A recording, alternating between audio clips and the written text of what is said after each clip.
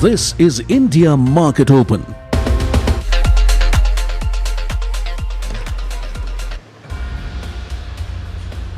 Hi, thanks so much for joining in. It's a big day today for Indian equity markets, money markets, and indeed the economy, because it is the outcome of the Monetary Policy Committee's meeting that concluded yesterday. And it's widely expected to be a status quo, Hiral. Absolutely, status quo. And I think I'm going to really watch out for the commentary, the tonality that comes out of it, because expectations in terms of numbers are very clear on the street, right? So the key is going to be, what is the governor actually going to come out and say? What is his tone going to be looking like? So that's going to be the key in terms of domestic markets. But I don't want to miss talking about SpaceX. Oh yeah, SpaceX numbers. Did the numbers take off or not? The numbers looked incredible in that the revenue numbers were incredible. The stock was up before the presentation of the results. I'll come to that in just a bit. But I think the AI costs. That's the AI a concerning costs, area, yes, right? exactly, and we'll come to that in just a bit. But before that, let's refer to what's having a bearing on global markets, and that is the fact that geopolitical tensions are easing, and oil prices have dropped a further 5% after US and Qatari officials have both commented on the Iran war. Brent has dropped to sub $80 to the barrel, and that is good news for the Indian equity markets as well. Qatar has said on Tuesday that mediators were making progress in efforts to end the war. US Secretary of State Marco Rubio has also asserted that progress was being made. He said that talks about moving ships through the strait were progressing. Listen in. Well, I think there's two things to talk about when there's a deal. There's the big deal, which is the one that has to do with their nuclear ambitions. They can never have a nuclear weapon. The president's been cleared about that. So the denuclearization of Iran is the ultimate deal. I think the immediate deal, the one that you've seen a lot of focus on, is the straits. The straits, there are ships moving through the straits. There's oil moving right now through the straits. So the straits are open. Nonetheless, I think that there's a conversation and negotiation that we are involved in between Oman and Iran on how more ships can be able to go through there safely in the short term as we move towards these longer term talks about denuclearization. And suffice it to say, there's been progress made in those talks, but not finality yet. We're hoping that will happen, very shortly. Okay, very shortly is the word from Marco Rubio. It certainly was the word from Treasury Secretary Scott Bessent as well. And he was quoted before Marco Rubio, and he said that a deal was likely soon. He spoke about either Tuesday or Wednesday. Tuesday certainly has not happened, but one can hope that a deal is signed imminently and hopefully within the next 24 hours. Meanwhile, there are others that are saying perhaps that is a little too optimistic. That's because Tehran has denied President Donald Trump's assertion that talks are ongoing. Now let's talk about the markets, because you had the S&P 500 and the Dow Jones Industrial Average that closed at record highs. You had Caterpillar and Palantir results that fueled that risk-on sentiment. Palantir's stock rose, take a breath, 29.5%, and that's after raising its annual revenue forecast. Caterpillar did that as well, and that bodes well for industrial stocks globally. The Dow recorded a closing high for a second day in a row, and the S&P 500 tech sector recorded a 4.1% gain on Tuesday. 85.2% of the 304 S&P 500 stocks or companies that have reported their numbers so far have beaten estimates according to LSEG. And now Hiral was talking about SpaceX. It closed 9.4% higher before the numbers were presented, but it did drop after the closing bell as much as 4% after the numbers were presented. The company's revenue nearly doubled, aided by Starlink and its AI businesses, but the concern lies exactly in what she was talking about. The capital expenditure has caused some worry. They've spent $18 billion on capex in the second quarter compared with $2.83 billion a year ago, and a large part of that, over $15 billion, has gone into AI. Of course, it's expected to give returns to the company very shortly, but there's concern about how much they're spending. Meanwhile, in data, US job openings have dropped in June, but hiring has risen and layoffs were low, and treasury yields have actually fallen on geopolitical tensions easing, and Asia Pacific equities were sharply higher this morning, all very positive. Let's get on board Richard Harris, who's Chief Executive of Port Shelter Investment Management. Quite a bit has happened overnight, and so it took some time to sum it up, Richard. Thanks so much for waiting by, and pleasure having you as always. What do you make of the risk-on sentiment? And it seems to be good. The earnings in the US are better than expected, as I was pointing out. Over 80% of companies are posting better than expected numbers, and they were already elevated expectations. So the party is set to go on for some time now. Yes, absolutely. I mean, it's everything's booming, everything is going up. But of course, we're sitting on a bubble of liquidity. We've got something like $2.4 trillion going into data centers and other AI activities. We've had Trump's Big Beautiful Bill, which has given thousands of dollars to tax-paying Americans. And we're just seeing more and more debt occurring in the markets. You know, the US is increasing their debt levels by $2 trillion a year at the moment. You know, so it's all this money is flowing around, and money's creating bubbles, and bubbles create narratives, and narratives create further bubbles. So what we're seeing at the moment is an enormous amount of enthusiasm for AI, for data center stuff, for anything to do with tech, you know, Palantir you just had on the screen there, for a wide variety of AI and tech rated assets are just inflating because there's so much money around and there's so many narratives around. Right, Richard. Good morning. Hiral on this side. You're talking about bubbles. The question is, when do they burst, right? And then what are the repercussions that one could actually see? However, when you're talking about this entire AI bubble as well, I would not want to miss asking you, what do you make of the SpaceX first quarter results that have come in post the IPO? And they have been talking about elevated AI costs, which has impacted the business, and that's the reason why you've seen that kind of correction in terms of the stock as well. How do you read the fine print? Well, SpaceX is a microcosm of what we're seeing in the markets. We've got enormous enthusiasm about one particular stock, one particular sector. And let's face it, we all love space, you know, Star Wars, E.T., all of these things. They are captivating, and there are some captivating stories there. I think certainly in terms of getting telephone calls from space is a fantastic thing. But we're really looking at revenues in the future. Expectations are extremely high. We're talking about a company, I think it had revenues of something like 7 billion. Well, in the same quarter, Exxon had revenues of something like 116 billion. Their earnings were 14 billion. SpaceX has no earnings, and SpaceX's expenses, what they're trying to put into data services, are the same as Exxon's second quarter's earnings. So we're looking at a massive difference in valuation, which is really buoyed by what I was saying earlier. There's an enormous amount of liquidity. The liquidity likes to chase winners, and SpaceX is very much in that category of winners. The fact that it's come off a lot recently really, I think, doesn't make much of a difference, because it was IPO'd at a very high level and it went to a much higher level after that. So we've seen the share price come down significantly, but that's not really a reflection, I think, on what people really think about the stock.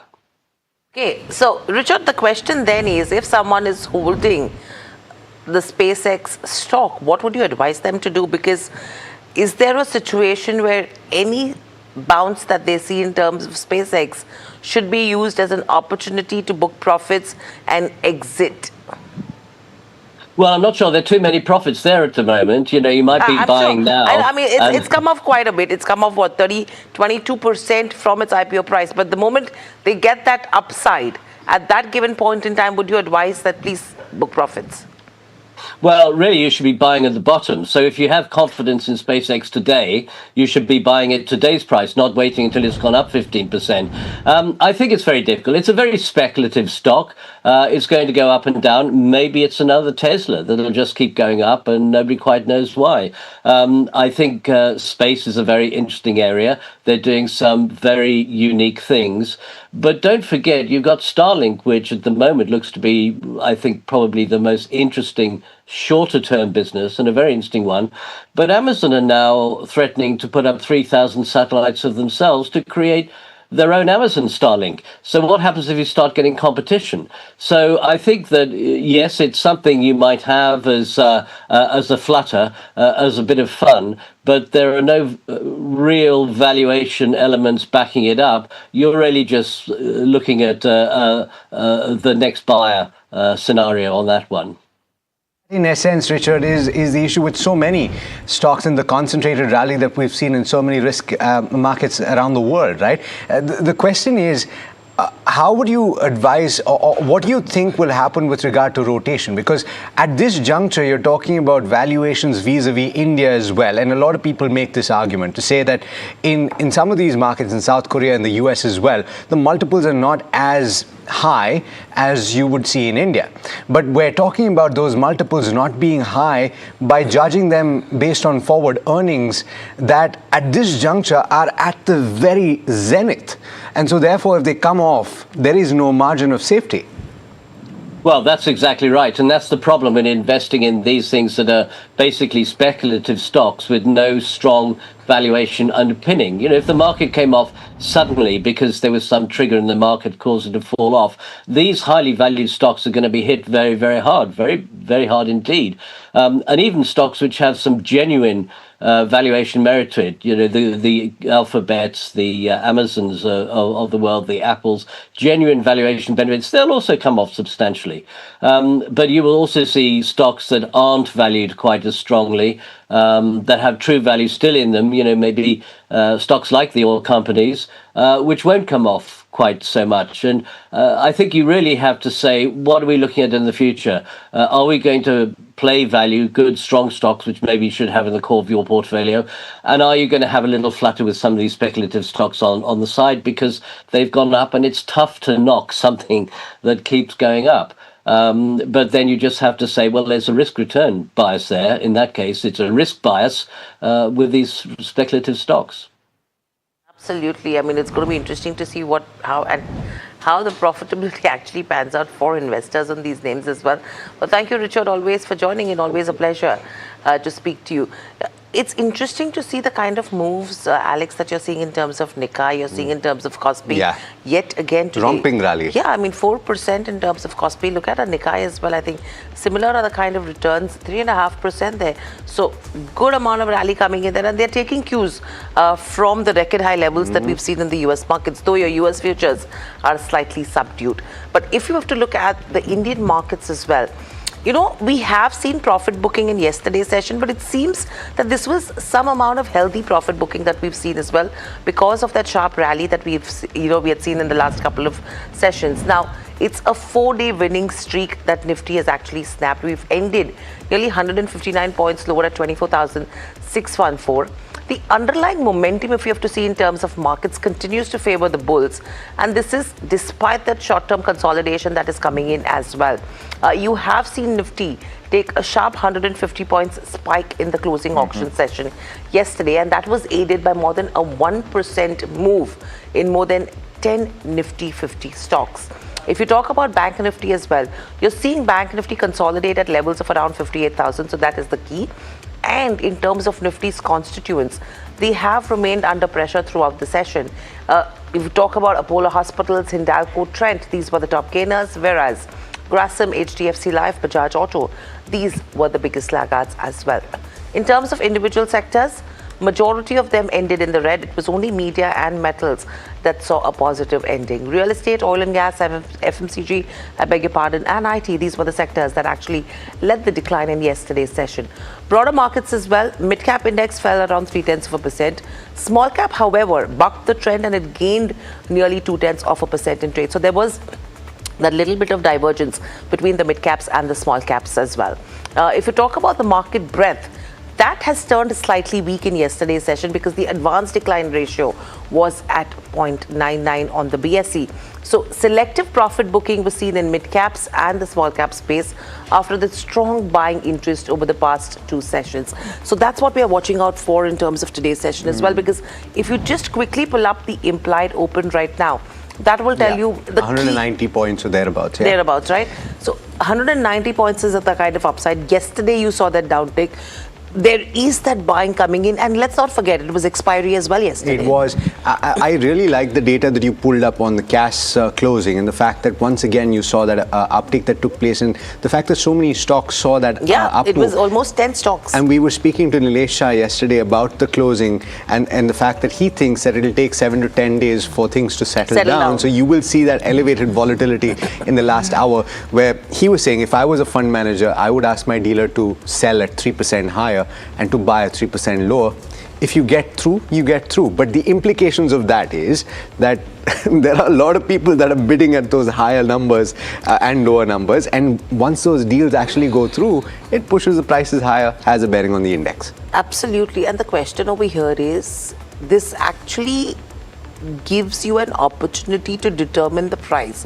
Whether it's right or wrong is a different question, because if you have the money, if you're sitting on that quantum of funds and the volume that you can generate to make these bids, there is an arbitrage opportunity, that exactly what you're talking about, and you have the opportunity to create that price and that moment. You know, the beautiful thing here is that the more people realize that there is an opportunity here, the faster this will be solved. In that, when people realize that if they place a bid, they could potentially get a 3% pop, more people will bid, and so therefore the price discovery will be better.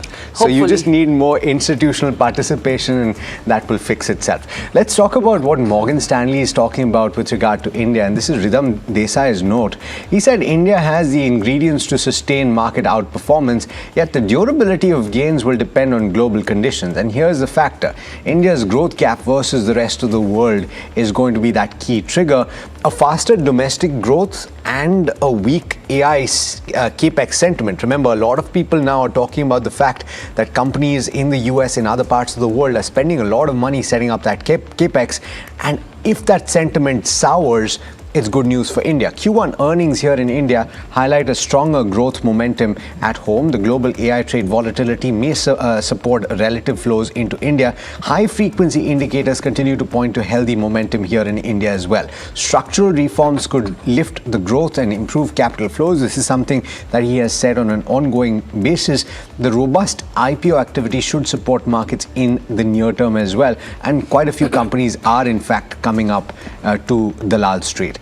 Prefer domestic cyclicals over defensives and export-oriented sectors, overweight on financials, consumer discretionary and industrials, underweight on energy, materials, utilities and healthcare. IT services could emerge as a surprise outperformer in the AI era, and the key risk is geopolitical tensions and a slowing global economy. Domestic concerns include farm productivity and judicial bottlenecks. Very interesting when he's talking about IT, when he's talking about cyclicals, and on the flip side when he's talking about energy and materials being underweight. I think it's a valuation story. It's a valuation story. And you know, the other thing that I'm liking right now with all of these strategy notes that are coming in is there is that little bit of sprinkling of IT that has started to come in, right? Yeah. And that's what I'm getting interested about as to yesterday Neeraj was talking about banks with the FIs coming in, and that was the murmur that he's picked up from the conversations that he's had with those investors. Now you're starting to see that sprinkle coming in terms of IT as well. So when banks and IT are coming in at the forefront, probably the FIs are coming back. In fact, let's see what HSBC has to say. Prerna Garg has written this note, and she's saying that India offers diversification and stability, and AI rotation outflows, interestingly, are largely done. With 80% of GEM funds underweight India, a move back to neutral could actually bring $25 billion worth of inflows in the Indian markets. Very similar in terms of tonality if you have to talk about the other strategy notes. Your high frequency indicators are remaining constructive for India. Your Q1 FY27 results have generally come in better than expected, as everyone is talking about. And she favors quality growth names in domestically driven sectors like financials, auto, retail and hospitals. Private banks and real estate look relatively attractive after their underperformance, whilst diversified NBFCs actually stand out. She likes selected industrials benefiting from government policy support, and within the consumption basket prefers consumer discretionary over staples. The key stock ideas that they have in terms of HSBC is ICICI Bank, Cholamandalam, Titan, M&M, Phoenix Mills, Fortis Healthcare, a whole host. Cummins India that will be reporting numbers today, Adani Ports, Hindalco, and Sirma SGS. So very interesting names that you're watching out for. But with all of this said and done, let's quickly look at all the factors. We've spoken about the 4-day, Nifty snapping the 4-day winning streak as well. Apart from that, you've seen strong lower level demand that's coming in. So buy on dips is the strategy that everyone is watching out for in the near term. 24,450 to 24,400 is the band, and maintaining a stop loss below 24,350 as well. That is what technical analysts are alluding to. What they're saying is that avoid aggressive directional shorts unless Nifty breaks and closes below that 24,400 mark. The resistance is coming in at 24,690 as the first level, and you can see the other two on your screens as well. The first support level is at 24,475. In terms of Bank Nifty, we've seen it settle 340 points lower in yesterday's session, and almost a more than 400 points rebound from 3:15 p.m. levels during the closing auction session. Now, look for long re-entries of Bank Nifty, retest that 54,700 and that 57,500 level with a tight stop loss below 57,250. A move above 58,300 will actually trigger a short covering rally as well towards 58,800. Resistance 58,50 and support at 57,505. These are the two important levels you should be tracking. But very important in this last 2 days as to how the F&O data and the divergence is panning out. And Puneet is with us to tell us more. Puneet, good morning. I'm very interested in terms of what the future story is telling you as compared to what your cash levels were indicating. Has the session actually shown you a similar trend as per the first session as well in terms of cash? Well, good morning, Hiral. And as you rightly mentioned, because you are starting to see that impact on multiple key inputs that we see for the F&O side of things as well. And with the implied open very close to that 24,750 mark as of now. The Bank Nifty too, and as you mentioned, I saw buying in the last few minutes, last 15 minutes of the trading session, and hence we ended close to that 57,900 mark at this point of time. 58,200 continues to be a near-term support, and not a very strong one, but an important level to track for the next leg of growth. Foreign investors continue to be buyers for the second day in a row in this week, and we've seen in the month of July they bought almost $2.3 billion after a 4-month hiatus, essentially. So all those buying moves, and with decent income, decent output coming through of almost 2,500 crores will be something to watch as well. What you have seen in terms of the index longs though has been that 12.5-13% odd mark. Now this is higher than what they did in the month of July, but still yet to form a meaningful trend at this point of time. Almost 87 to 88% shorts continue to be held, but post expiry yesterday, as well as what you could expect, that the puts have actually receded going into the new weekly as well as the monthly expiry. So 1.34 was this number yesterday, and when you look at the open interest distribution, that shows you this is the exact trend too. We've now yet again had 25,000 on the screen after a really long time, because you have moved up in that 24,000 range as we moved with this index flow. So 24,800, 25,000 now seeing the most active open interest. So is 24,600, while the puts yesterday, which we saw at 24,200, have now receded. So most action being built in on the upper end range between 24,000 as well as 25,000. Finally, stock specific action, result reaction continues as well as on news flow. So LIC, we saw that massive buildup of shorts yesterday. Apart from that, Blue Star was the other one which saw some kind of buildup of shorts, but stock specific action, the open interest loser side was also interesting with Nestle. Comments came through on analyst meet, and then you saw longs being unwinded for this counter. Strong earnings for KEI, 9% uptake, and shorts being covered on this counter as well. So overall, stock specific action does continue on earnings, but the story on benchmarks will be yet again what we'll be watching out for today. Yeah, absolutely. We'll get to that eventually, but before that, we'll have to deal with monetary policy. Thanks so much, Puneet, for that. And let's talk about the monetary policy. What are the expectations broadly? That there will be a status quo, but I think the fine print is going to be more important to track. And we've got Piyush Shukla, who's at the RBI right now and waiting to get in. Piyush, what are the key details to focus on here? Yeah, good morning, Alex. So you're right, today the MPC is meeting and broader expectation, and we did a NDTV Profit economist poll as well with 16 economists. Everybody has voted for a status quo, both on policy rate at 5.25% and maintaining the neutral stance. Now, what economists say is that, the RBI would like to maintain a wait and watch approach because the West Asia conflict, it would like to see the spillover effects on both India's growth and inflation dynamics. Accordingly, economists say that while the RBI may vote for a pause in the current meeting, it may deliver a 20 to 50 basis point hike towards the end of current financial year. Now, what the markets will be eyeing, Alex, is the tone, whether the governor is sounding a bit hawkish. Recently, the West Asia conflict, there was a memorandum, but now again that has been broken. So how does that affect India's inflation? That would be keenly monitored. A few economists are expecting the RBI to slightly revise downwards the inflation forecast, whereas increase slightly upwards the forecast on GDP growth.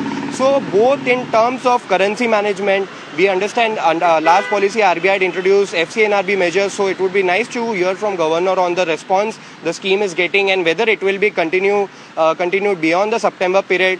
Also on liquidity management, because a lot of liquidity has come to banks because of the CRR cut and these FCNRB, OFCB and ECB related measures. So on liquidity management, the currency management, and of course whether they will tweak any forecast on both growth and inflation is what something the markets will be eyeing today.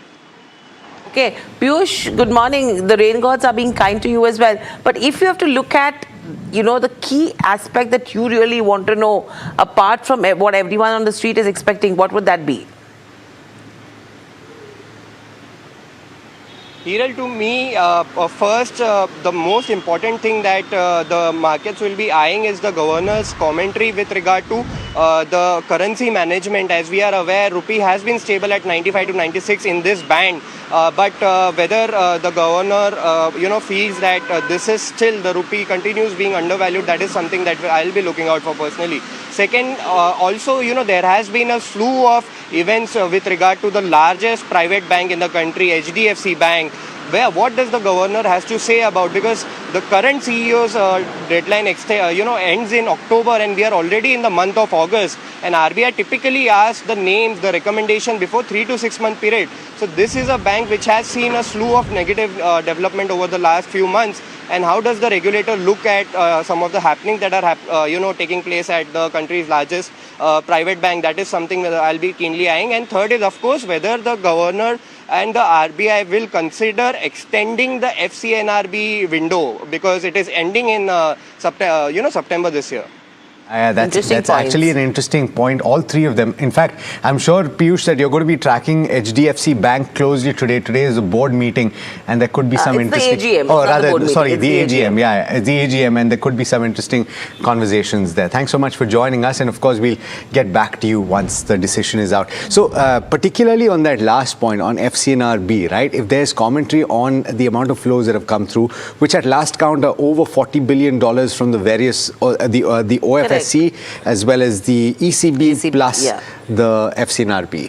In fact, Samir Arora had an interesting point to make this morning. He was saying he hopes that the window is closed earlier because at this rate, hit the target. Yeah. And at this rate, if the flows continue, you could hit $80 to $90 billion. Correct. And then you will have to actually have a redemption plan as well, which has to be in place where you're paying the principal and the interest. Yes. So it's going to be interesting as to how we're able to manage the redemption side of it as well, because otherwise that is going to be another balloon. It would be a problem as well. But let's get into the stocks that you should watch out for. And we've got a few earnings reactions that could happen in trade today, and some strong numbers. Marico certainly stands out. Strong beat on EBITDA as well as PAT. You anticipated that this would happen because of the quarterly update that came through, but the margins have actually supported that. Remember, you don't get the margin picture and the exact volume data in the quarterly updates. Volume actually is grown by as much as 11% year on year. India volume, that is,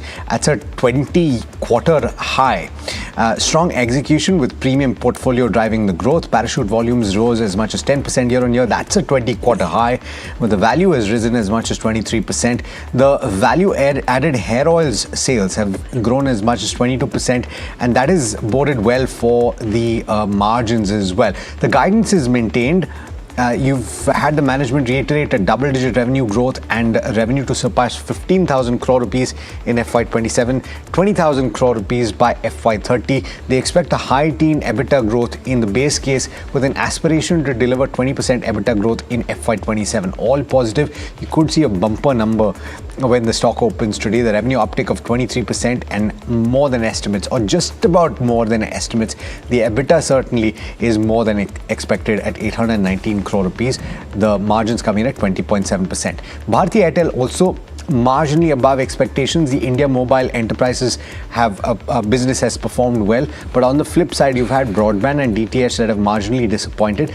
All this actually is based on my colleague Soumit Sarkar's review, and we'll come to that later on in the show. I'll take you to the cliff notes. The mobile growth is on account of the higher ARPU, and that is on account of one extra day in the quarter gone by. 4G and 5G customer base has grown faster than the overall customer base, and broadband has reported its slowest revenue growth in at least 8 quarters. EBITDA growth is the slowest as well in the last 15 quarters. Broadband slower growth is on account of the low ARPU and lower subscriber additions in the quarter gone by, and the DTH business was also weak.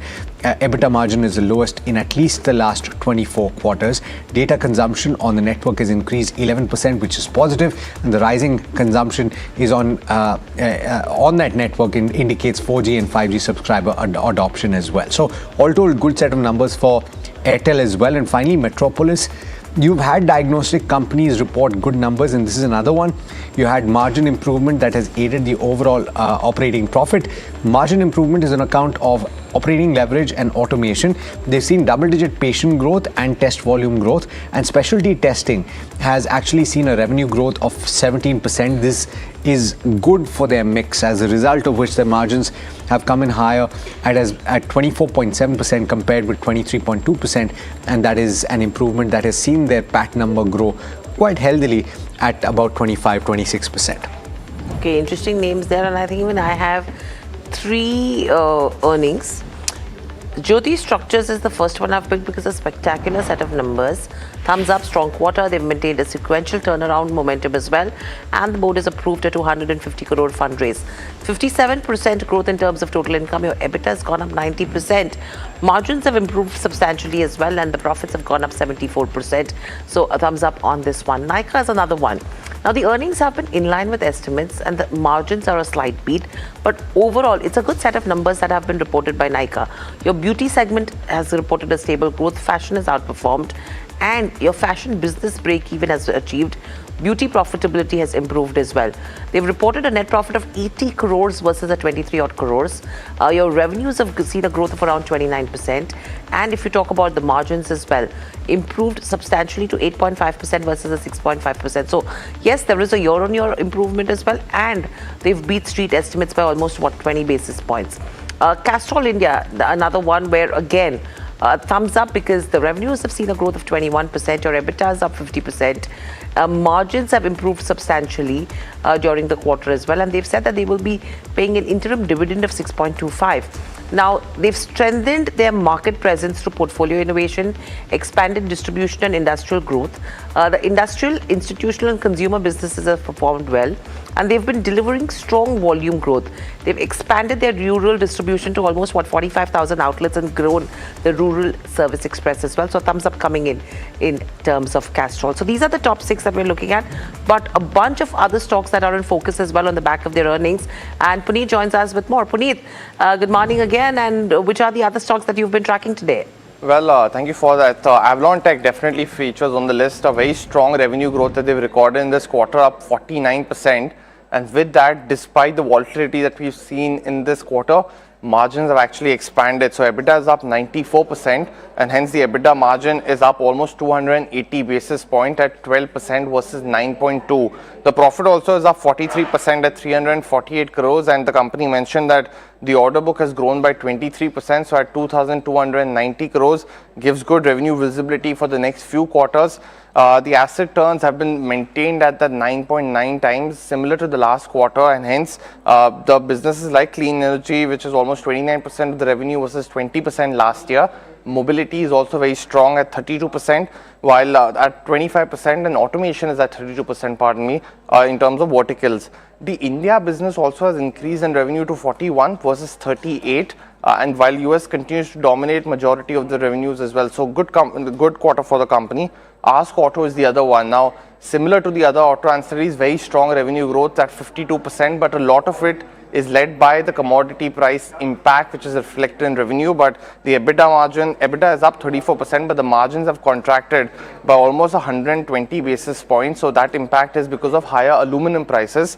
But net profit is also up 28%. Two key verticals that they operate in the advanced braking system, that is up 48% in this quarter, and a 75% growth in the aluminum precision solution business as well. So keep this stock on your radar too. And finally, it's Protein eGov. They have also recorded a decent growth in profit in this particular quarter. They have the new initiatives which the company has been speaking about in the past is up to 17% of revenue versus 10% in the same time last year. So these are the three stocks that continue to be in focus today and might react on earnings reactions. All right. We've got to slip into a quick break. Puneet, thanks so much for that. But on the other side of this very quick break, we will talk about the reactions from our fundamental and technical expert, and also we'll talk a little bit about monetary policy. Stay tuned for that.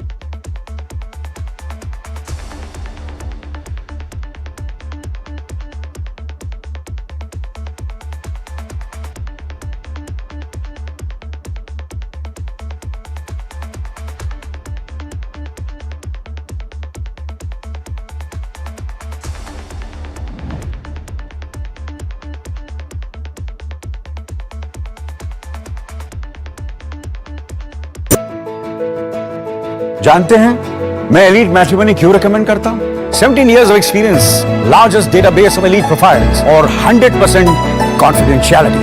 Elite Matrimony, India's most successful matchmaking service for the elite.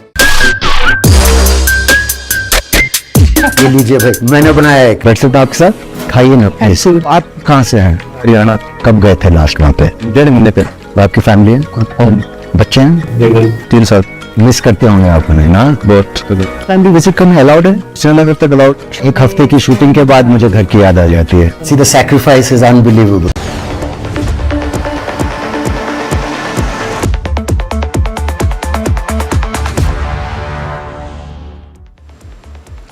Welcome back to India Market Open on NDTV Profit, and clearly a gap up opening is what we're looking at. But let's get in, as always, Parag Thakkar and Kush Bora in the studios. Good morning. You know, before we start off with anything else, Kush, I want to ask you a question with regards to the CAS auction session that we're talking about. Between the first day and the second day, have you seen any divergence, or it has been very similar? So first up, a very good morning. even if you did not start with that question, I was for sure going to start off with that. Okay. Remember yesterday we said one very interesting point. Oh, by the way, why do we need to have this discussion? Monday was Monday, regular trading day. Yesterday was expiry. And remember we spoke of precisely this, कि 3:15 बजे तक option sell करके open रख के मत जाना. Let me give you some numbers, data, right? Yeah, exactly. 24,400 call option at 3:15. The closing price at that time was 110. You know what it got settled at? 215.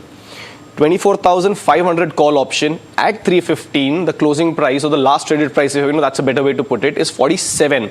You know what it got settled at? 114. Now, I'm not saying that this is entirely a bad thing. In fact, I'm happy. You know why?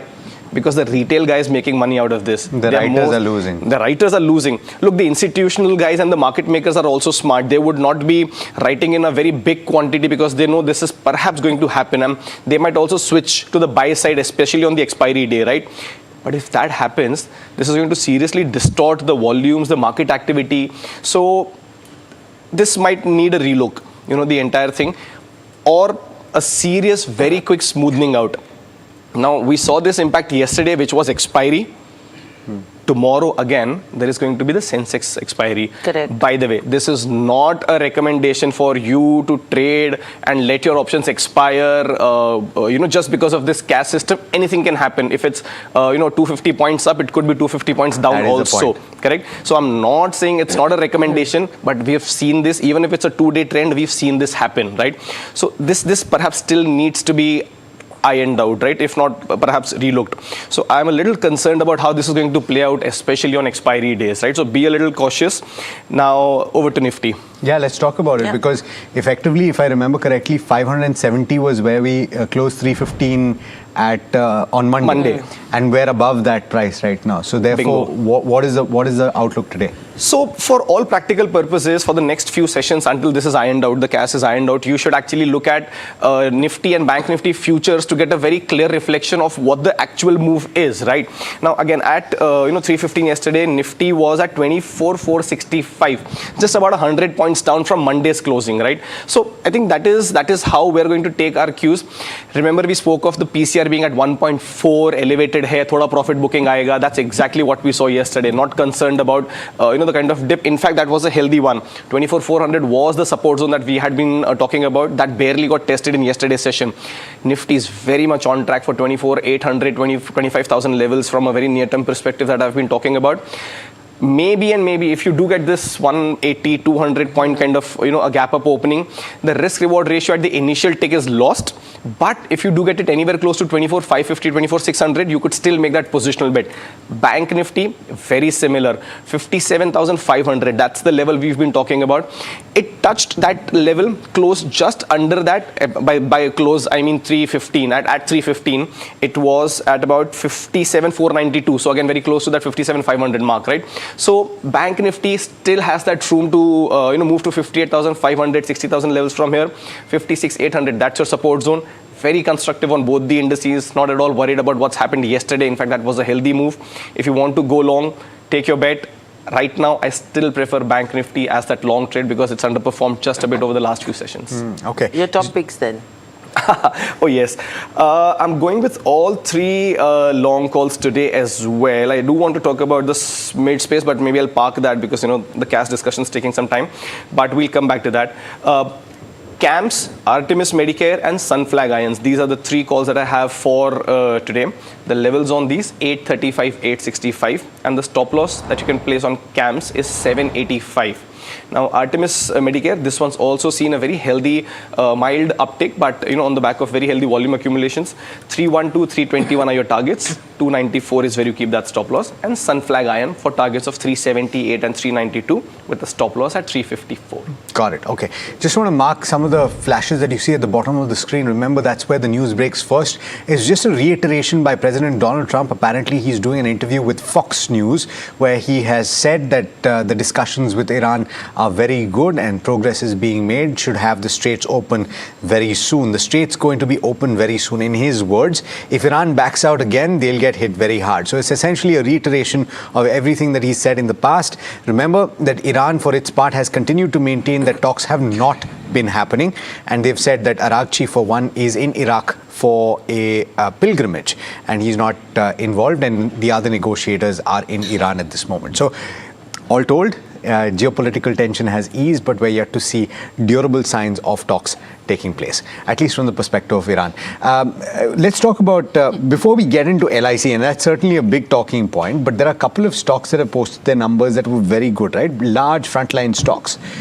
Very good being Marico, decent being Bharti Airtel. You tell us what you think. No, all are my portfolio stocks, all have done well, so I'm happy. Bharti Airtel, as usual, steady compounding, good ARPU above expectation, good subscriber ads, excellent EBITDA performance, and debt reduction also. But the issue has to do with the broadband business and the D2H business. That's okay. I think broadly, if you see the EBITDA and how they have shaped up the numbers and operational excellence of this company and financial prudence also, because they have reduced leverage also. So I think Bharti Airtel is looking very good. Marico, Pidilite, you saw the performance, like Marico, 25% EBITDA growth, 25% PAT growth, 11% domestic India volume growth, aspiration for high teen EBITDA growth. What more you want? For a and best case 20% EBITDA from a company which is supposed to be making parachute hair oil. So of course valuations are a little bit punchy. That's okay. Same is the case with Pidilite. Again, 11% volume growth. So April, May, June, I think if you see the numbers of, for example, companies like ASK Auto, Sundaram Fasteners, VRL Logistics, I think we are rocking and nobody is noticing it. How about Nykaa as well? Because the numbers in line with what the street was estimating as well, but I think the margins have come in as a surprise to me. And if you have to ignore the estimates and look at the year-on-year growth, I think it's a good number.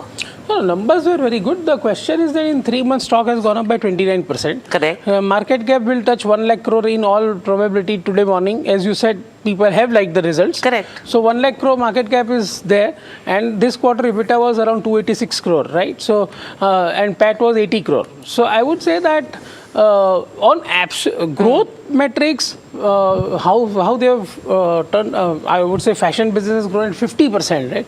So I think operating metrics are good, but I think that is in the price. Okay. Stay with us. Before we take a chart check with Kush and any of these names, Nestle was the other one which actually saw the numbers come in. Now, the commentary that did come in during market hours, and that was the reason why you saw that correction of 2 to 3% that came in there. But let's understand what brokerages make out of Nestle's story as well. Mahima joins us with what brokerages are actually indicating. Mahima, over to you. Good morning. Good morning, Hiral. So the analyst meet was yesterday for Nestle, and when the presentation came out, there was some cautious commentary which kind of weighed on the stock. But eventually, when Manish Tiwari was kind of delivering his speech, the stock did also see recovery. But in terms of what now brokerages are making of the entire analyst meet, I'll start with Jefferies. They've maintained hold with a target price of 14.25. What they're saying is that there is positivity in the long-term outlook despite of near-term headwinds. The MD has outlined clear execution-led growth agenda. The focus is on penetration-led growth, premiumization, and runway via distribution, brands, digital execution. Cost savings, in terms of fund marketing, protecting margins is going to be the key priority. And this strengthens the confidence in sustained long-term growth despite of the inflation that we have seen, and of course geopolitical scenario still remains the key near-term risk. Morgan Stanley has maintained equal weight with a target price of 1538. What they've said is that the management is upbeat on growth opportunity ahead, but the focus remains on penetration, premiumization, brands, distribution. And what they're saying is that overall management refrains from providing growth guidance. Valuation reflects recent strong growth trends that we have seen for this one. Lastly, Macquarie has maintained neutral with a target price of 1575. What they're saying is that they're confident on the opportunity, but overall in terms of their analysis of the analyst meet, it was very limited in terms of specific. The concerns about industry growth is still there according to them. Large room for expanding reach and penetration gains are expected considering the support that they have in terms of the long-term growth guidance that the management has given. So this is the overall view of what brokerages are kind of making of the key takeaways that were there from the analyst meet. Parag bhai, thanks Mahima for that. Parag bhai, Nestle, overall everyone was of the opinion that there is stability when it comes to Nestle. Yeah. And if you have to peg that with valuations as well, are you still seeing any opportunity? So basically, I am of the view that Nestle valuations are fully priced. That I said on the result. Results was fantastic. Yeah. All four categories showed double-digit growth. Double-digit EBITDA growth was some 35-40%. But at 60 times it is priced in. So that was the case. And now they have given some cautious commentary that, because of this geopolitical and inflation-led problems, consumption might slow down a bit, taper down a bit. So that's okay. Let's see how it goes. It depends on monsoon also. But Parag bhai, you are mentioning that we are rocking, and these are your words. We are rocking, but people are not noticing. But if you see the last 6 days, and of course there could be some large blocks that have influenced in certain cases, but FIs have been net buyers for 6 days in cash. Yes. So therefore the trajectory is heading in the right direction. I feel that FIs chase earning momentum, right? Why they went to Korea, why they went to Japan, why they went to other countries? Because there was earning momentum there. Now if they see earning momentum returning here, like we saw in Bajaj Finance numbers, or like we saw in ICICI Bank numbers, or now we are seeing in so many other companies numbers, they'll definitely come back. They will just chase earning momentum in my view. And so I'm Which wants to make a point? Yeah, I'll just complete my point that if this West Asia conflict does not extend further, and if this current crude oil price of $78, $79 is right and is headed between say 75 and 80, I think we can make a new high. So you're saying a new high for the Nifty 50? Yes. And by when do you anticipate this happening? So that depends on... very difficult for a fundamental analyst to say. So I'm not looking at charts. I'm very weak at predicting Nifty levels and all that. I'm just saying the way results are coming, the way Indian corporates are performing in this kind of geopolitical uncertainty and so many headwinds. I think we are set to go much higher. This year? Yeah, this year. This year. Okay. All right. Kush, on the charts, if you have to talk about consumption and an add-on to Parag Bhai's statement in terms of Nifty. I was going to set it up very beautifully, saying Parag Bhai is going to talk about something that he rarely does, which is Nifty, and he's already mentioned it. That abhi to mereko yahan se naya high lag raha hai, which I think is a headline now. Oil has to stay low. That is a caveat. With all the caveats, of course. No, consumption, I think broadly is yet to pick up, if you ask me. But if I had to, from momentum perspective, I would pick Nestle and Marico. And from a rebound perspective, I would look at Britannia, perhaps even Colgate. So yeah, that's the quick word on consumption. Okay, let's head across now to Soumit Sarkar. He's been waiting by to tell you what he's hearing from the dealing rooms, and I'm sure that it's an exciting time at this moment, but even the dealing rooms trying to figure out the last few minutes of trade, Soumit. But what are the individual counters that you're looking at this morning? Well, the first stock on the list is Sedemac Mechatronics. Now, dealers are expecting a block deal to happen very soon on this counter. For trend, despite the weakness that we had seen in trade yesterday, this stock was gaining, despite the weakness in the consumption space, this stock continued to gain, and dealers believe that there could be some positive news flow here. They're expecting a positive note to come in from an MNC broking firm. So keep an eye out for trend in trade. For Anantraj and Gujarat Fluoro, there are buy flows on institutional desk. Both foreign and domestic institutions have been accumulating both these counters, and delivery volumes are also seen on the higher side. And when it comes to Godrej Consumers, dealers are expecting a strong Q1 numbers. Despite the fact the stock was down yesterday, dealers are expecting strong Q1 numbers to come in from Godrej Consumer. And yesterday we did indicate about Nykaa that the numbers could come out to be strong, and the Q1 numbers are quite strong. And in fact, all the brokerages have reiterated their ratings and have hiked the target price marginally for Nykaa. Okay, interesting names there. Thank you, Soumit, for that. In fact, a couple of names from what Soumit has actually mentioned, I want to pick up with Parag Bhai as well. Parag Bhai, trend. There is weakness in overall market. Trend has been gaining, and there is positive news flow that is expected. So, any view on that one? And you have Godrej Consumers as well. Strong Q1. So Godrej Consumer is a portfolio stock, so I'll comment on it. So I wish that what Soumit is saying comes true because it is there in my portfolio. And plus crude oil falling down, so along with that palm oil cooling off is also helpful for them. And based on the business update, I would have guessed they will do a 12-13% EBITDA growth. If what Somit is saying is right, it should be 14, 15 or higher number. And if that is the case and crude oil is falling, it's a very good combination for Godrej Consumer. Second, what you asked for is Trent. So Trent it remains a great company. It's slightly overvalued like Nyka's of the world, and the market just wants that above 20% growth number, right? Whenever they'll deliver it, suddenly the stock will move. The market is not happy with that 17%. No, but consistency is going to be key. Yeah, see, they are one quarter good. of 20% is not good enough. No, but see, once they get back that above 20% growth, they'll continue, I think.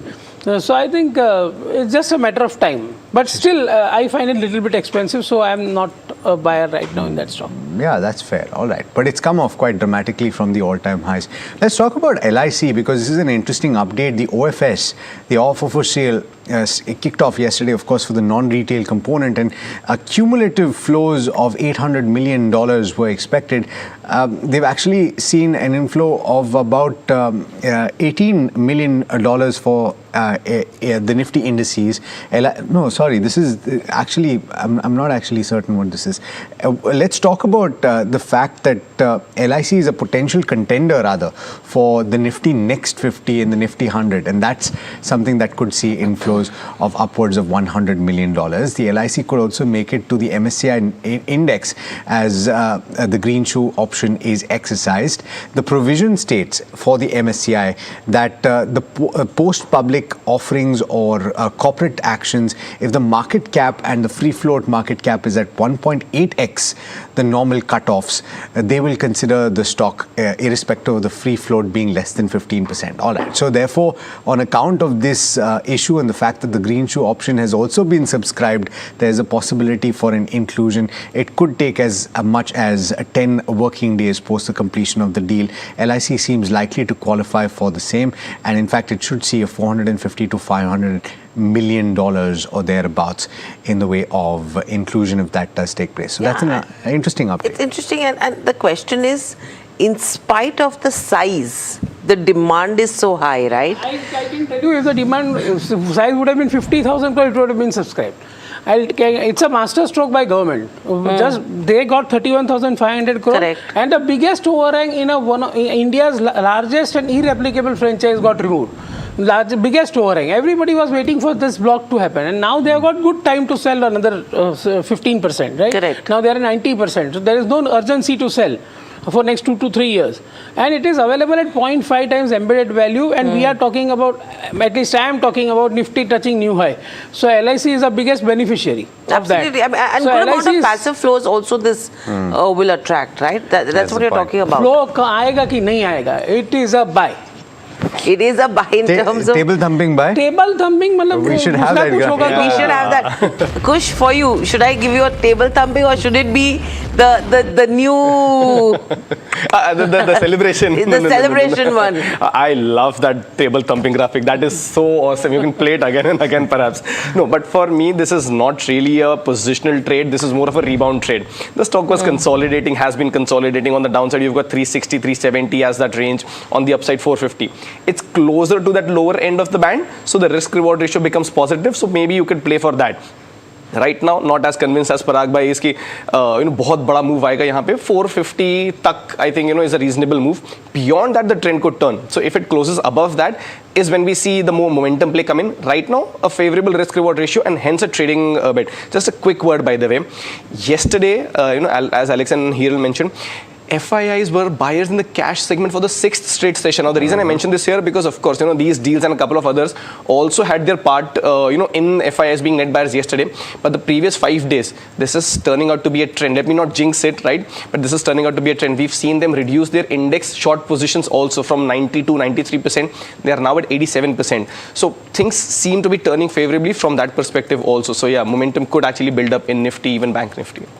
Okay, so that's with regards to where the momentum that we could see overall in terms of markets. Very quickly, the other names that we want to talk about as well is a dredging corp. If we can pull up that one, Deepak Nitrite. Deepak Nitrite, 36% revenue growth. You're talking about, I just went to Deepak Nitrite, I know. EBITDA margins have improved substantially, in fact, more than double, 21% versus 10%. Profits, 345 crores versus 112 crores. Now, in the phenolics, that's what has seen a sharp margin expansion. Your EBIT is up around 254%. And Deepak Chemtech has approved a greenfield BPA project with a capacity of up to 240 kilotons, I think KTA, and with an investment of 2,500 crores. Sheela Foam is another one that you should be watching out for. Revenues are up around 25-26%. EBITDA margins, good amount of improvement there. And even in terms of your profitability, nearly 10 times. Lastly, Dredging Corp revenues down 25%. Your EBITDA margins have dipped as well. Profits are down 87%. So there is some bit of pressure that you could see in terms of Dredging Corp as well in today's session. Kush, on the charts, any of the three names where you're seeing any action?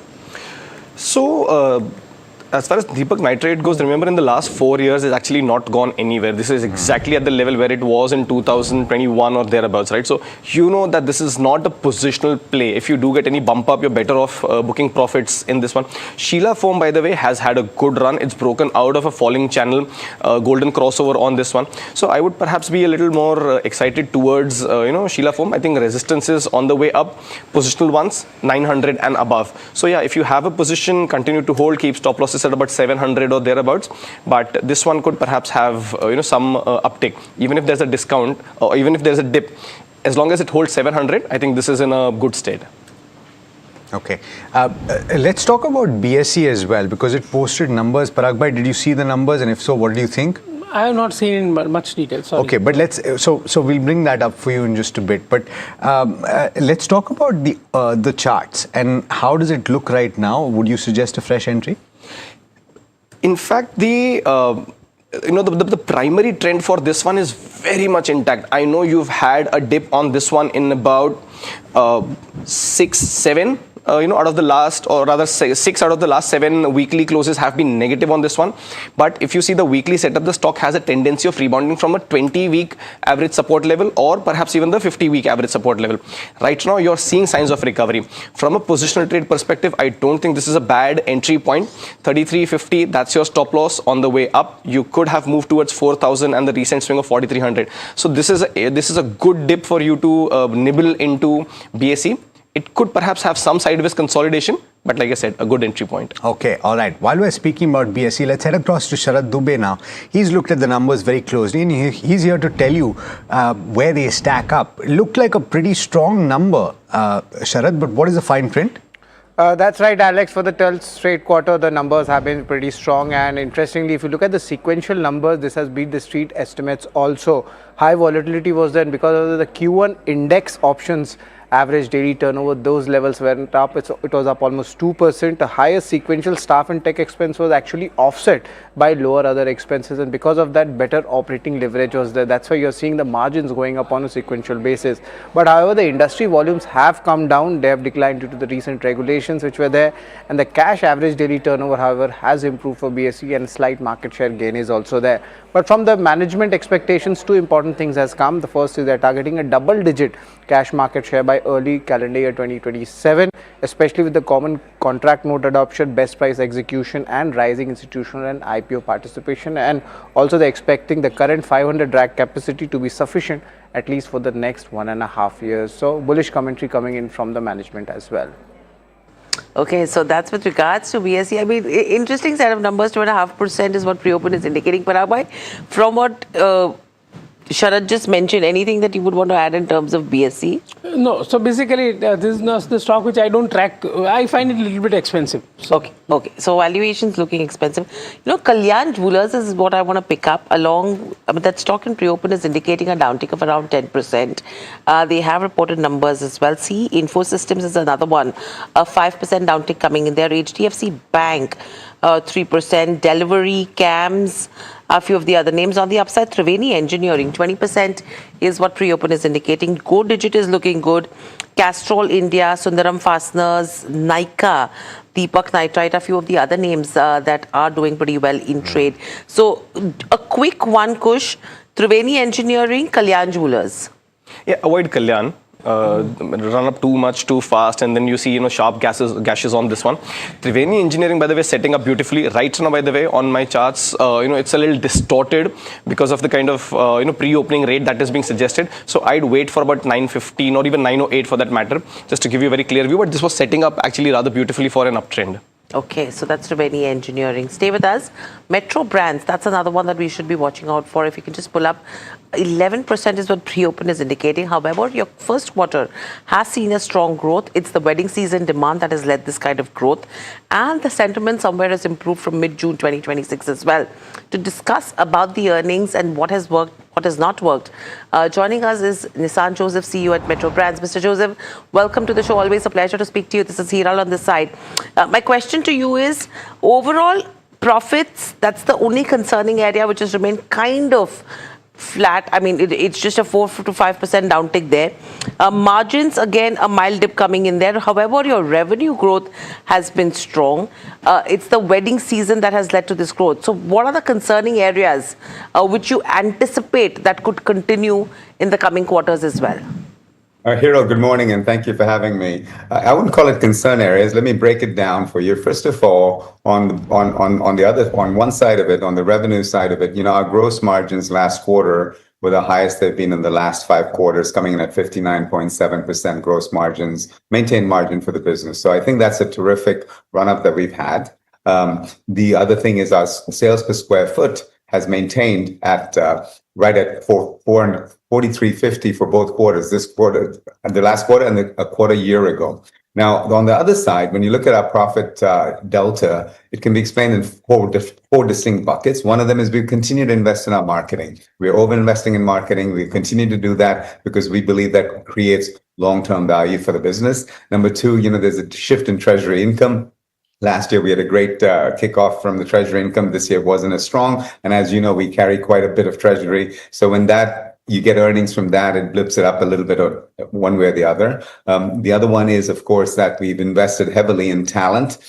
We believe we need leadership talent to run this business up to our aspiration. And last but not least, we definitely had 140 new stores that we opened last year. New stores don't come in at the same rate of performance and the same metrics that your existing mature stores do. So when you look at it from that standpoint, overall, I'm very pleased to see the quarter we had. And more importantly, as we look to the future, across our many brands, across the price points that we serve, we're seeing demand come through. And so we believe we can continue to hit this 15% growth rate and continue to deliver, the 15% margin, not to talk about the 30% EBITDA that we run on a consistent basis.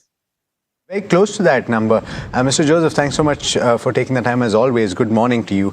Just a point on the tailwinds that you benefited from on the GST side, right?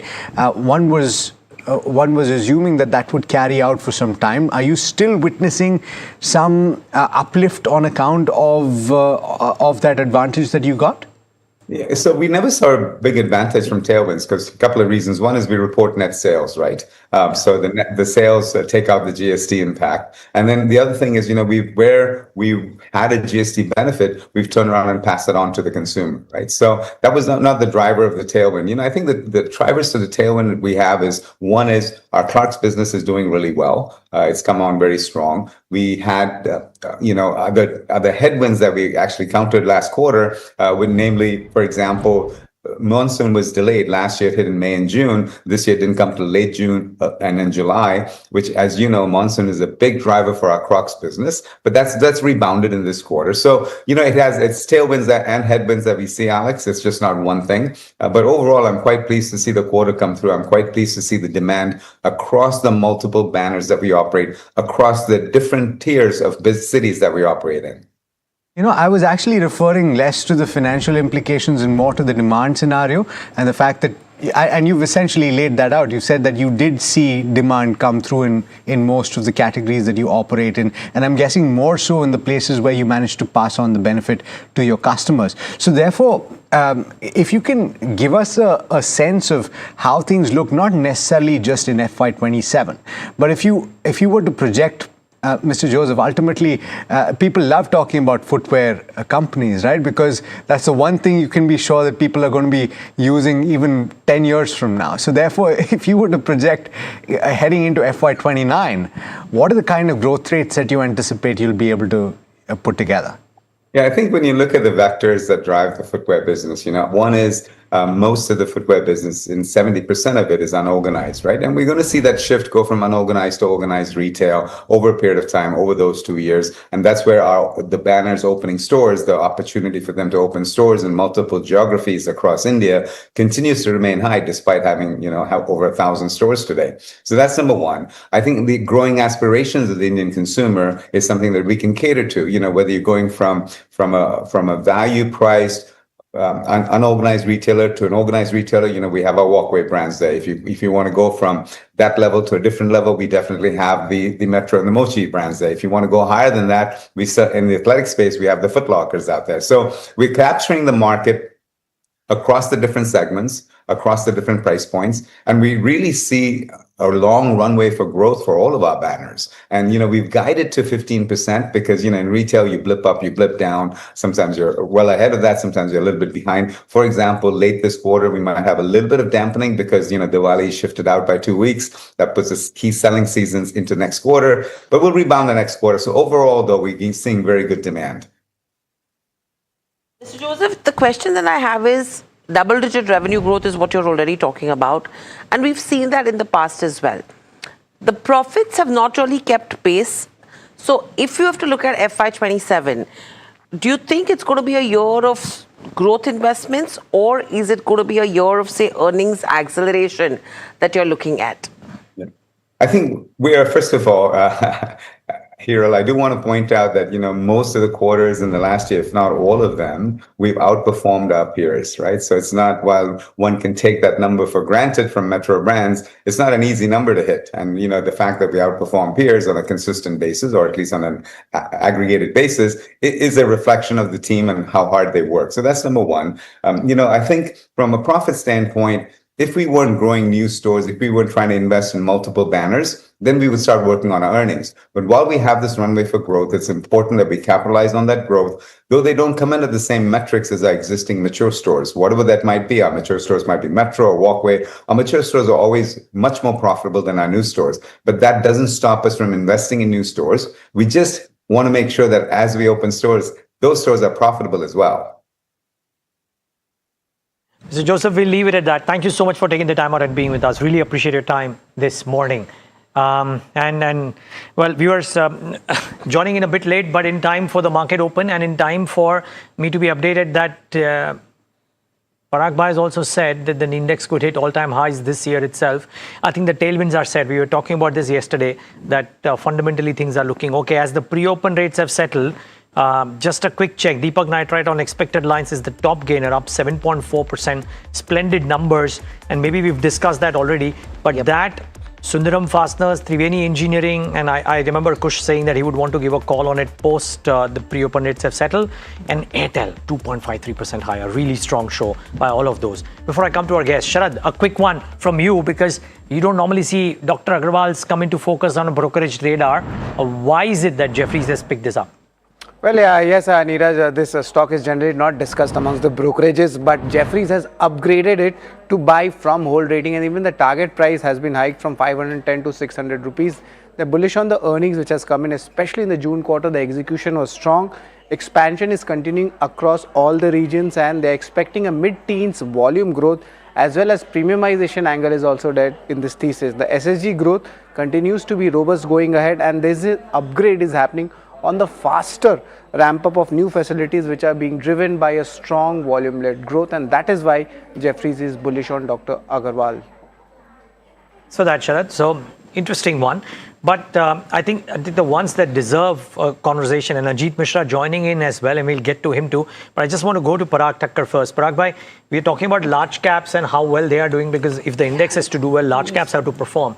I have two names for you which you like. I would love to know if they are good to buy, because both of them are in event. Airtel, the event is behind it. The stock is up 2.5% today.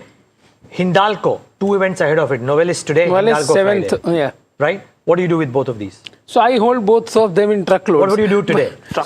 If you didn't have them, would you buy them this morning? No, basically I'm not a momentum chaser, so I'll not buy it. So you'll not buy Airtel? I'll not buy Airtel at this price. And you will not buy Hindalco also? Because now it has gone up a lot. So just because of that, I'll... so you would have bought 10% lower? So that's what, yeah, it is. The undercurrents into both the Kushbora are very fantastic, strong. How are they from a trade perspective? Airtel, you might want to book profit if it's a momentum play. Hindalco, you could still buy. You're still having, these uptrends, key averages being taken out, volumes also very healthy. So yes, at these prices, you could buy for positional targets of 1,080 and about 1,130 as well. Supports at about 995, 985 zone. So Hindalco is a buy at these levels also. Bharti, not so much. Got Ajit, I want to come to you on a couple of these stocks and the metal pack per se. What would you say about the trajectory of some of these? Yeah, good morning, Alex. So, Alex, largely if you see that we are seeing rotational buying across sectors. Metal was sitting on the sidelines of late, and we have started seeing fresh traction across the board. So, it's not that one or two names. It's in fact, the majority of the stocks are participating in the move. We were just discussing Hindalco. So, basically that definitely bodes well, in terms of the price action. Means it has recently surpassed its swing high, and we anticipate this 1,060 being the immediate target area with stop at 995. And then we have said also, wherein we are seeing that the stock, after retesting its long-term averages, has formed a fresh buying pivot. It's in fact a negation of a negative candle of late also. So all these factors put together indicate that this recovery is likely to strengthen further. 185, 190 is what we are eyeing as an immediate target zone with stop at 165. Okay. Top stock call this morning, Ajit? Yeah, the first is Hindalco because after this consolidation phase, majority of the metal counters are participating and Hindalco is leading from the front. So 1,060 is what we are eyeing as a target zone with 995 as a stop loss. And then we have Siemens also, which has witnessed a sharp breakout after a tried consolidation range around the short-term moving averages. So buying pivot formation basically. So 4,300 means we can anticipate the stock to retest its record high. So with stop at 3,850, one can accumulate Siemens also. Okay, Siemens and Hindalco, which is becoming a consensus call, will take in Kush's top call post-market open, Ajit's index call post-market open. Here's how the markets are starting off this morning. Policy day. Maybe the markets stay quiet until the policy, and well, what happens post that remains to be seen based on the commentary, but not a bad start. Remember, we'll continue to see, viewers, this dichotomy, if you will, between the Nifty and the Sensex for a few days until this whole cash session settles down. I think there's a lot of debate around it. I don't want to add more to it. But the Nifty is flat. The breadth is very positive. 1497 to 327. That is extremely strong market breadth, really. Almost as if the index was up about 1% or more than that. The Bank Nifty is flattish. IT index should come up on your screen for a moment. Just want to mark that and just want to see if the Nifty auto is still building on simply because the monthly numbers, sales numbers are so strong. Yes, indeed, 1/3%. Let's get the heat map up on the screen. Airtel would be one on the radar and see what that is doing. It is amongst the top three, but yes, on expected lines, Interglobe Aviation and Larsen & Toubro, top of the pile. Again, you could argue that geopolitics is the reason for it. For Indigo, it is crude price. For L&T, anything getting resolved in the Middle East is also a bit of a tailwind. Shriram Finance, Wipro, Bajaj Finance are amongst the others. This one too is not letting go, by the way. There are enough people who said that maybe it might be good to book profits here, but Bajaj Finance is smacking of some bit of institutional buying activity over the last 1 month. Even Stevenson gainers and losers. What is losing out? Apollo Hospitals 2%, Nestle about 1.5%. SBI Life comes off, and there is a fair degree of announcements on insurance, not on the life insurance but on general insurance. But be that as it may, SBI Life is down and TCS is negating what Wipro is trying to do on the IT pack. So that's the large cap space. Crude beneficiaries, Alex, essentially, or Middle East beneficiaries, if you will, and Airtel. But you know what, Neeraj, I think we're going to have to get used to the fact that you will see different percentage change numbers for the benchmarks. And I think that's just something that we're going to have to live with for some time. Let's talk about the sectoral indices, right? And let's take a look at what's moving today. It's much more green on the screen than you saw yesterday. In fact, yesterday you had just about 3 or 4 indices that were in the green. It's it's a very different screen today. Realty, which was the bottommost index yesterday, is once again in ascendance. It's up about 1.6% or thereabouts. Small cap index is doing okay. You have the PSU banking pack that's once again at the forefront, but gains of about 0.6%. Metal, on account of some of the names that we've already mentioned, is likely up and about. And on the downside, you have FMCG. This is likely on the back of Nestle, which is down over 1% or so. It's the worst performer in the Nifty 50, and because of the weight that it has. But I'd be curious to find out what Marico is doing. We'll find out soon enough. In fact, let's jump straight into the earnings reactions, and a few of these stand out. So let's look at Castrol, for example, where you've had strong volume growth that has come through. It's up about 2.5% or so. Nykaa is something that we spoke about this morning as well. It's had its fashion segment GMV that has gone up as much as 53%. So let's pull up that stock. Let's talk about Nykaa. Let's talk about Marico. Interesting, very interesting that Marico is down about 2% or thereabouts. BSE also had a decent set of numbers, but it's still down about 0.2% or so. L&T, Beck, Avalon Tech, Uniparts India all had turnaround quarters. L&T, Beck seems to be the stock of the day so far, 20% up at this moment. Uniparts also doing well, up about 4% or thereabouts. Let's look at Ask Automotive, revenue uptick of as much as 52%, doing well. Deepak Nitride also had a strong growth in especially its phenolics segment, and this is something that was on Neeraj's watch list and he told you about today. PTC India announces a 23 rupee dividend, which is quite substantial, 13% yield, but the weak numbers are something that you should pay attention to. Don't just focus on the dividend payout.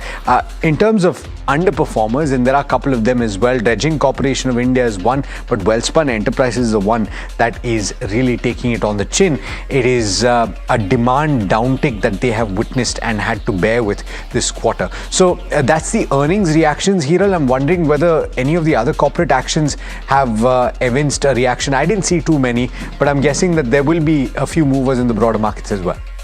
Absolutely. I mean, what I want to point out towards is the insurance players, as Neeraj was alluding to. You have Go Digit General as well, which is up 8.5%. Let's pull up our ICICI Lombard as well. And this is entirely in terms of the Supreme Court verdict, where there are multiple positives that are coming in for motor insurance companies. And a couple of brokerages are also indicating that this will lead to higher investment leverage and float income, driving 2 to 5% higher PAT for Go Digit and ICICI Lombard. So both of these counters that are in focus, where Go Digit is going to be the larger beneficiary out of this. Apart from these names, what's really moving in the markets, you have, I mean, LIC seeming absolutely flat right now. Happiest Mind is seeing some good moves. PNB Housing is what is looking good as well. Oil India is down in trade. In fact, let's go across to Ajit Mishra as well. Ajit, with the way markets have opened right now, what would the key levels or your top picks be at this hour now?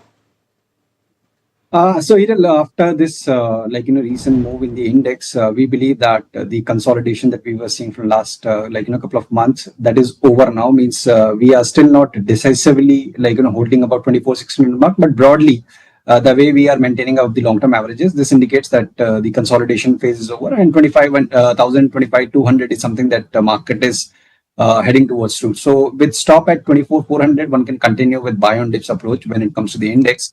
Banking is also largely aligned, means barring FMCG, all these sectors are participating in the move. So for banking, it's 57,300, 400 zone where we see the support, and 58,800 is something that we are eyeing the target zone. So the risk reward is favorable for both the indices. Now coming to the overall structural positioning on the stock specific front, as you rightly mentioned that broader markets are doing relatively well. So we have Indian Hotel, which is trading in a very tight band, and indications are now in the favor that we could see a fresh up move. So here with small stop at 735, one can look for fresh long position in Indian Hotel, and 780.85 is what we are eyeing at the target area. And then we have Shriram Finance, which is currently hovering around its record high zone. So it's a retest of the record high. So consolidation might happen, but broadly the tone looks very positive. So accumulation in the range of 1,080 to 1,100 with stop at 1,040 and positional target of 1,200 plus. We've done things in reverse, Ajit, this morning, but since now we've had the benchmark open for some few minutes now, what is the index strategy that you would suggest for the benchmark Nifty 50? And let me throw in also the Bank Nifty. Yeah, so Alex, like what we have recommended, that the broader tone looks positive, means the pace of advance might not be the same, which we usually used to see, once we see a breakout, but broadly the tone looks positive. So 25,000 is what we are eyeing in next. So accumulation or buying on dips is something that you should continue with. 24,400 now being the base. So the risk reward is favorable when it comes to the index. Banking also largely trading in tandem with the trend. So 58,000 is definitely an immediate hurdle, but broadly indications are in the favor of 58,800 to be retested soon. So here with stop at 57,400, one can accumulate or go long in banking index as well. Okay. Some interesting moves, as we said, and ignore the percentage moves on the Nifty and the Sensex. Look at the levels for the next few days until this whole cash system stabilizes. MCX is 3.5% lower. Marico is 3.5% lower, so keep that in mind. I think Alex pointed it out. And there's a bit of a cool off. I think the other trend that we're seeing is that stocks in which the market suspects that the results are seasonal are seeing a cool off from the highs. You saw that in G Shipping yesterday when the stock had started off very high and then came off. You're seeing that in Deepak Nitrite today, wherein the stock started off about 7 or 8% higher on a blistering set of numbers. It's come off a little bit, is now up about 4%. But it's a stock that's shown some trend. Not quite able to break 1800, maybe Kush Bora. Opening thoughts and a call on Deepak Nitrite. Let's start with Deepak Nitrite. Like I said before, it opened. 4 saal se kuch return nahi bana hai. I don't really like that kind of a move on a stock, right? So this is more of a momentum play from a very near-term perspective. And we said, positionally mat hold karo, profit book kar lena. By the way, to add to your list, look at Bharti Airtel. The opening was at 30, 31, and then you're already seeing that dip. So I think you rightly identified that. It's becoming a trend where the factoring happens, the result factoring happens early, before or as a lead up to the result itself. Now coming to the Nifty views, for the next few sessions until this settles, I think you should ignore the, as you rightly said, percentage move. In fact, I would suggest go a step ahead in your watch lists, add Nifty futures and Bank Nifty futures. Right now, they are a true indicator of what the Nifty level or Nifty gain is. Now, while Nifty is looking flat with a very modest gain of 9 points, Bank Nifty futures is actually showing you the true picture, which is actually 0.5% higher, 0.06% higher. If you combine that with what's happening in the broader markets, right, the breadth is very positive. That's the kind of true picture of what's really happening in the market. I could also suggest, tracking the synthetic futures on Nifty, but I think the Nifty futures way is the Nifty futures is an easier way to go about it. So just add Nifty futures and Bank Nifty futures to your watch list, and for the next few sessions, track that to get a true picture of how the Nifty is actually behaving or reacting. Just to reiterate the view, still positive. We've had a decent up move on the Nifty, but I think 24,800, 25,000 on the Nifty very much on the cards. And because the opening is not about those 200 points up, you could still go long. Place your stop loss not at about 24,400 now, bump it up. 24,500 is your stop loss. That's the support zone that you should look for on the Nifty. Okay. Parag bhai, Airtel doesn't have an uptrend. It has come off from the eyes of the day. No, just kidding. But Parag bhai, that's why I said I'll not buy at a higher price. Which is a great call there. Parag bhai, but some of these chemical names. And now one is that that almost all of these will be seasonal, etc. But the companies are utilizing cash flows for doing backward integration. We've seen that with 2 or 3 other firms. We're seeing that in an announcement of Deepak as well today, where they are moving into the backward integration of phenol. Because these stocks haven't done too much and the earnings and the gross blocks have moved up, is it a good time to look at the chemical sector? Might be. I'm not too confident about chemical call because in some cases there are inventory gains also. Agreed.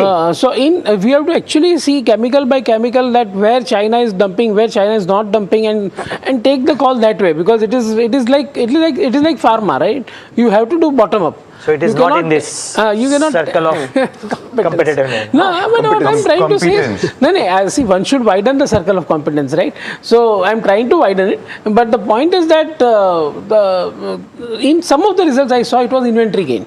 And that's why stocks also cooled off after showing very good results. Right, in terms of, okay, so Deepak Nitrite is what you're talking about as well right now.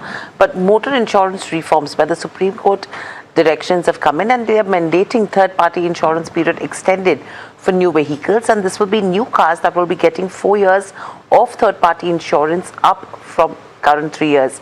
New two-wheelers to get 6 years of third-party insurance up from 5 years as well. Now, the Supreme Court is proposing pilot project to link fuel purchases with valid motor insurance as well, and uninsured vehicles may be denied fuel under the pilot project. Now, basis this, you have two brokerages which have come out with their reports. Jefferies is saying that there are multiple positives for motor insurance from the Supreme Court verdict, and this will lead to higher investment leverage and float income, driving almost 2 to 5% higher PAT for Go Digit and ICICI Lombard. In fact, Go Digit being a larger beneficiary. Apart from that, what they are saying, you have a UBS as well, and they have a note on ICICI Lombard where they are saying that the Supreme Court ruling provides a positive sentiment catalyst, and it mandates longer motor third-party cover as well. So again, two positive notes coming in on both these names. Parag bhai, any view when it comes to these insurance names, specifically from a motor vehicle perspective? Yeah, so it is a minor benefit, and Go Digit and ICICI Lombard are the beneficiaries. ICICI Lombard has fallen significantly after this result. So it might be a good tactical 10-15% play. Okay, and specifically the challenge that is being posed by new digital players in the space, and the fact that they're circumventing the dealers that have traditionally sold motor insurance. It's a big challenge in motor insurance, more than any other insurance, right? Yes. So therefore, would you be wary of that? So basically I'm not buying into this theme of general insurance.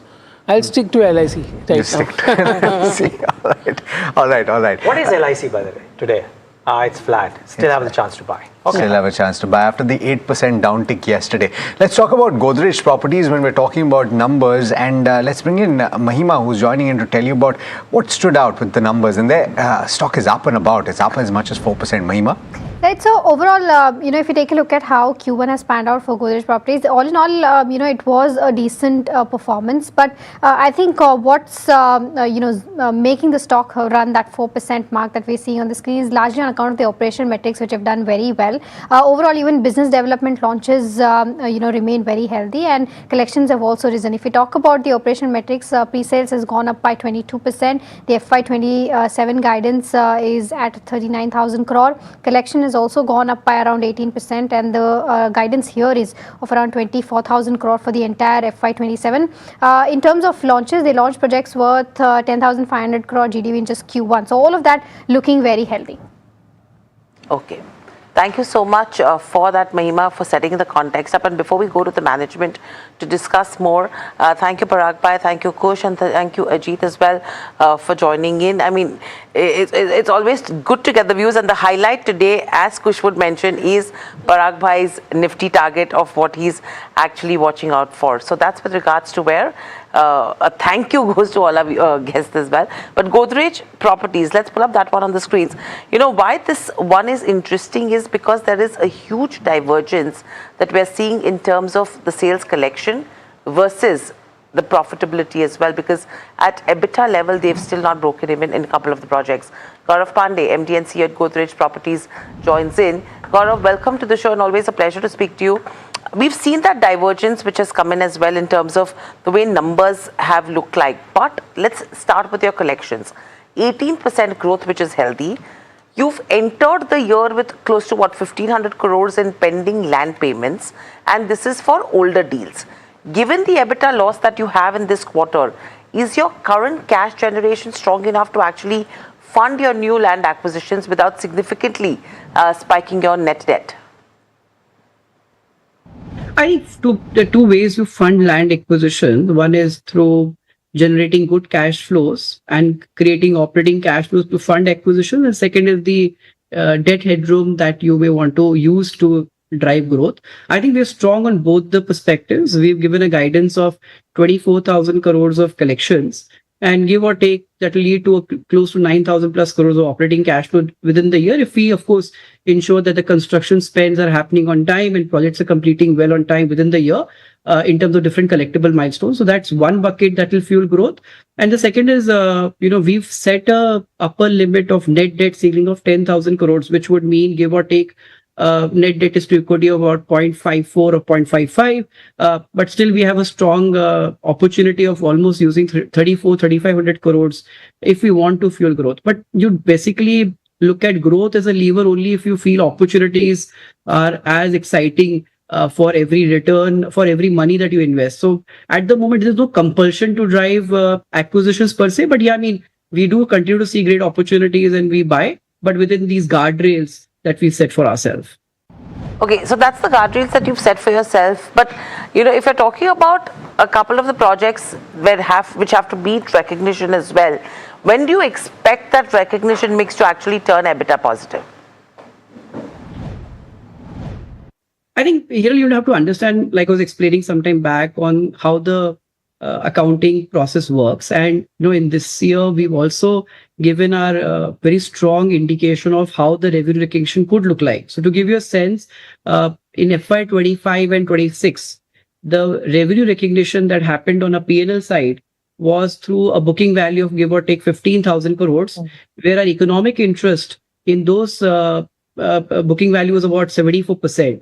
In this financial, which is FY 26 and 27, the P&L will recognize a revenue of approximately 40,000 crores of revenue, which is where we have an economic interest in those projects in the range of 85 to 90%. So you can clearly estimate that the entire uplift of EBITDA to PAT is going to be quite explosive. And that is something we'll see in the next 15 to 24 months sort of a period, which we've entered now. Okay. And if you have to talk about the success as well right now, or not only for Godrej, for other companies as well, high ticket premium luxury housing in regions like NCR is something which is really working. So are you seeing any signs of buyer fatigue or oversupply now in the luxury segment? I think first of all, there is demand play across different cities that works with different, reasons why a demand flies up, and which is something like a product market fit.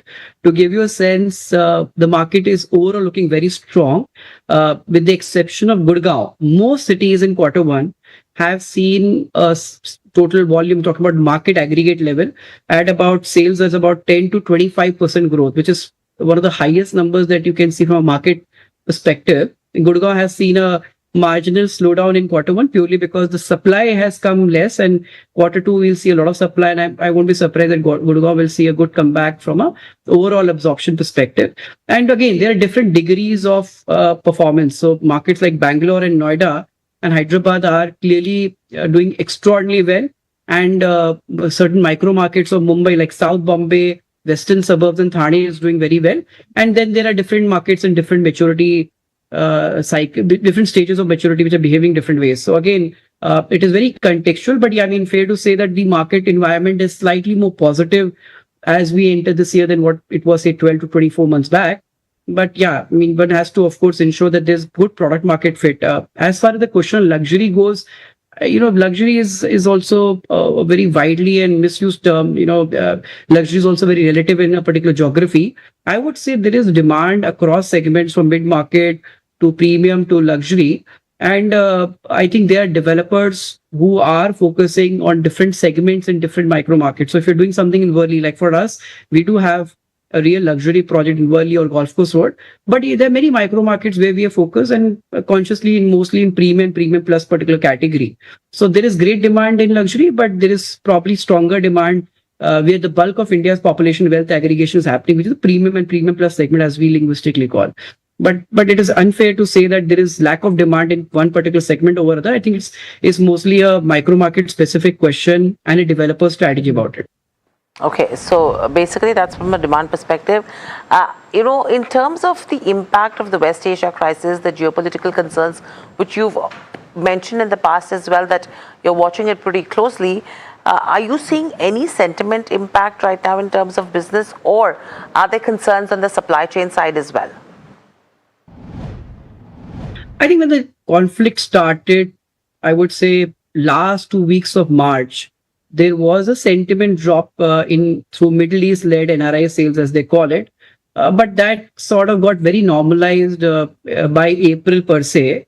And today, if you ask me, Middle East specific customers are structurally looking at very, very differently. I mean, the closest parallel I can think of is more like COVID, when people started buying houses more for psychological needs than financial investment product per se. I think it's very similar in Middle East that, say, a large section of NRIs were looking either for long-term stay for themselves when they retire or mostly investments.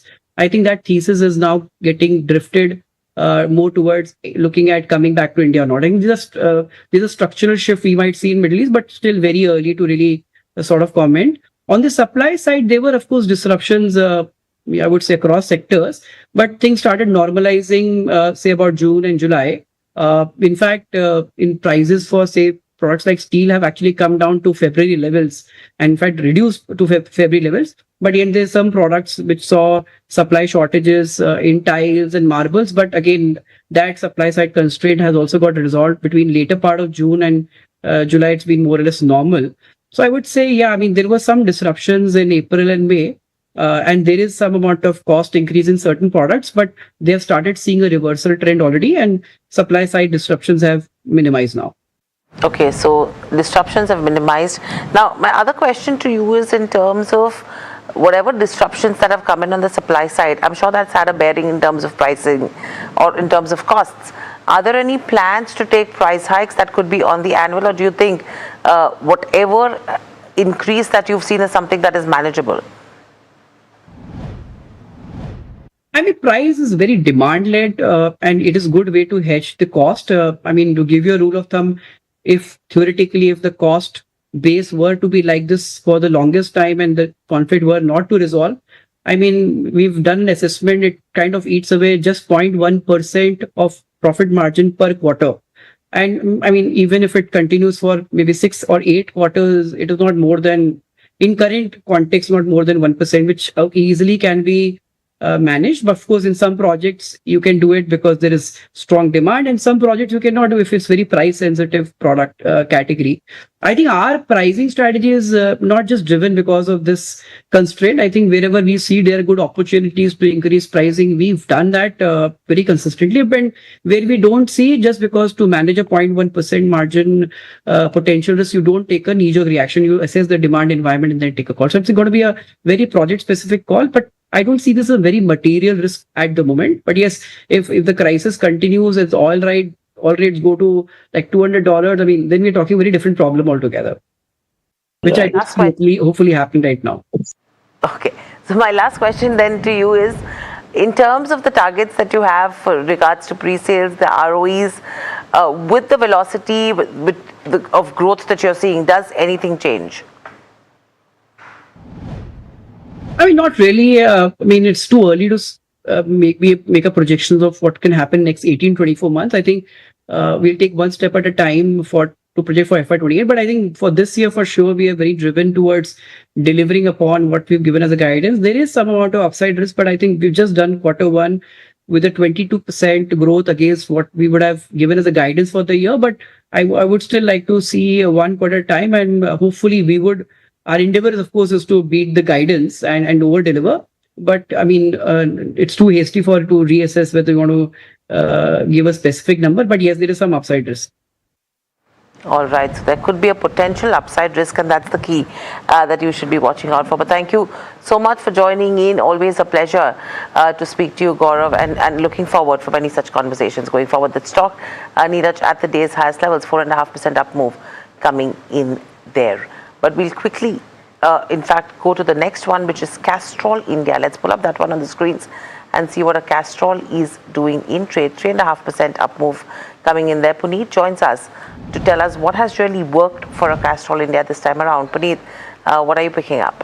Well, thank you for that. Well, it's a good quarter for the company. Revenue is up 21%, and just the margins maintained at that 26.4% versus 21.4% on a quarter-on-quarter basis. So despite the volatility, especially that we see on the crude oil side, margins continue to be maintained. They will also, of course, pay an interim dividend of 6.25. But it's important, and we'll be speaking to the management today at 11:15 to understand the volume growth picture of the company. Now, it's clear Gulf Oil reported a 17% volume growth. So they will be letting us, they will of course mention about this in the conversation, but important to get in that perspective as well as what to expect on margins, because in a quarter where there has been a lot of volatility, despite that, if the margins are continued to be through, could this be replicated over the next couple of quarters will be something to watch.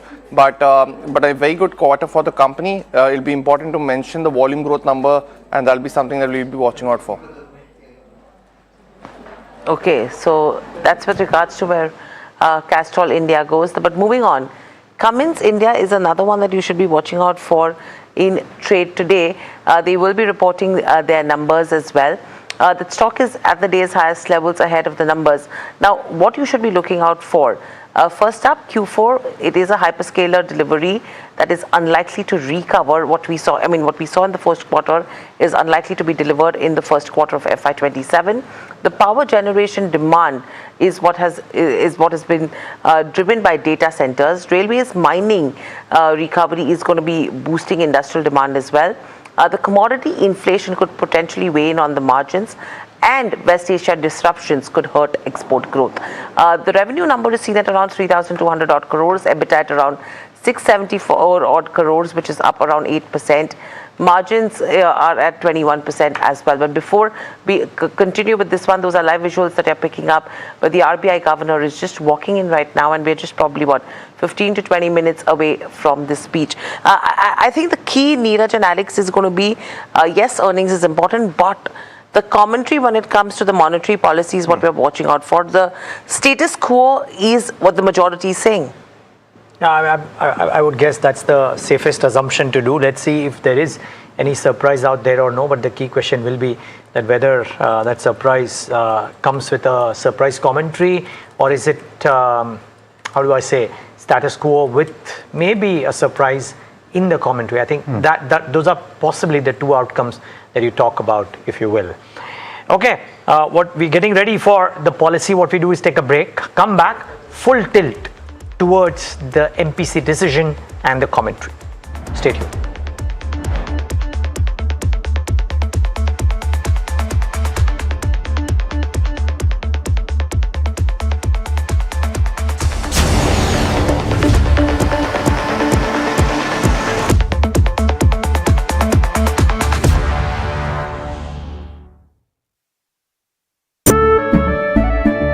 केसरिया से मन जोगी हुआ रे, दिल झूमे देखो पतवारा हुआ रे, केसरिया से मन जोगी हुआ। हर पल मनाओ केसरी त्योहार। विमल, बोलो जुबान केसरी। अंबा शक्ति प्लांट की वर्ल्ड रेनाउंड टेक्नोलॉजी देती है स्टील को ज्यादा ताकत हर बार। अंबा शक्ति SDTMT। जानते हैं मैं एलीट मैट्रिमोनी क्यों रेकमेंड करता हूं? 17 years of experience, largest database of elite profiles, और 100% confidentiality.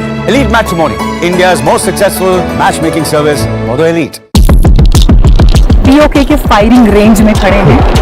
Just few inches away is POK. हो सकता है दुश्मन को पता हो कि सैफ अली खान यहाँ पर खड़े हैं.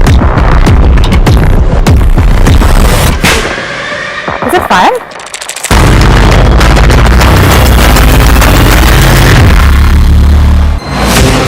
What if hearing loss is doing more than making conversations difficult? What if it is silently affecting the brain? The big scientific link we focus on today is untreated hearing loss, now identified as one of the strongest modifiable risk factors for dementia. Join us as experts separate myth from facts and explain why listening better could mean living better. Only on NDTV Profit.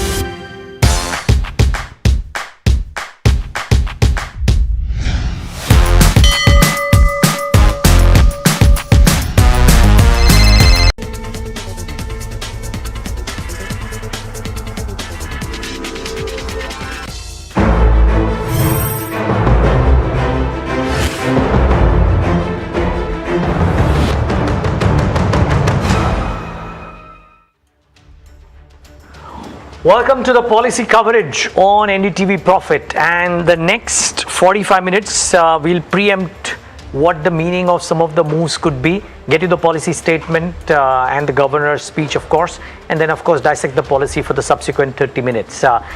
Remember that the pre-policy poll, almost everybody said that the MPC is likely to hold the repo rate steady at about 5.25% and may continue with the neutral stance as well. And guys, while there is this West Asia conflict uncertainty, so on and so forth, it shouldn't surprise too many people if that is indeed the stance, because globally as well, you're not seeing too much of a strong reaction, if you will, to the conflict-related developments that have happened. So this is probably par for the course. It is, and very interesting to note, Neeraj and Hiral, that in the recent past you've seen treasury yields in the US come off from those elevated levels as well. And I think we spoke about it a couple of weeks back, where that 4.7% mark and that 5.2% mark for the 30-year in the US is something to watch very closely. And the easing out of geopolitical tension, the fall in crude oil prices, all of those have meant that yields across the board have cooled off, and from India's perspective as well, there's certainly something to bear in mind. Remember that the RBI is projecting for the full year FY27 crude oil at $95 to the barrel, and so it'll be interesting to find out whether they've adjusted that at all. It's unlikely that they will. There could, of course, be a change in their inflation projection in the full year based on what you saw in the first quarter, because it came in slightly lower than expected. Jayesh Mehta, Vice Chairman and Chief Executive Officer, bless you, Neeraj, of DSP Finance, and Upasana Chachra, Chief India Economist at Morgan Stanley, joining us just ahead of the policy. Good morning to the both of you. Upasana, I'll come to you first. I'm guessing you're assuming, or your base assumption is that there will be a status quo, but beyond that, is there anything else that you will look for in the commentary that will give you a sense of what to expect in the rest of FY27? Yeah, thanks. Good morning. So yes, our view, I think, as is with the consensus, is for a status quo on rates and pretty much status quo across the board in terms of stance. And I think also in terms of growth inflation numbers, I don't really think they will be tweaking it this time around. Though incoming data on growth has been actually pretty solid, and if anything, then growth has to be revised upwards. And on inflation also, tracking numbers are below where RBI was tracking, say, for the past quarter. So again, if anything, there is a downward bias towards inflation. But given at the margin the uncertainties that still prevail from both the Iran conflict and the uncertainty from the ongoing monsoon season, I think it's probably likely that RBI maintains these numbers. I think from a forward outlook perspective, of course, policy guidance will be important. And I think in this, we will be watching out for the tone of the policy. How neutral is the pause, or is there any bias towards indicating a change in stance or policy rates moving up higher over the course of the year? And how does RBI view the incoming data in terms of, the strength of the economy? Does that, in their view, sustain or not? And also from an inflation perspective, how, where are the bias towards the risk? Is it still towards the upside? Because I think these are the finer nuances that will be important to assess which way policy rate trajectory can be in the next couple of meetings. And apart from this, I think any mention around liquidity management, especially given the inflows on the capital flows side that we are seeing from the RBI measures and the windows that it has opened up, I think that, again, I don't think there will be a decisive roadmap right now that will be laid out, but yes, watching out for any commentary on liquidity management.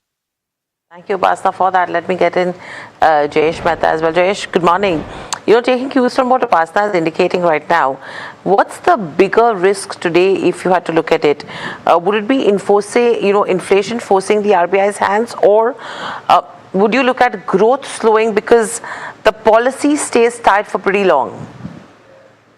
So I think both inflation definitely looks downward trajectory, but even if you, as Upasana said, maybe they will not change it right now at this juncture. They will maintain the same inflation roadmap which they had mentioned last time. And from that perspective, I think, of course, very clearly status quo this policy, and in fact, I would say the whole of FY27.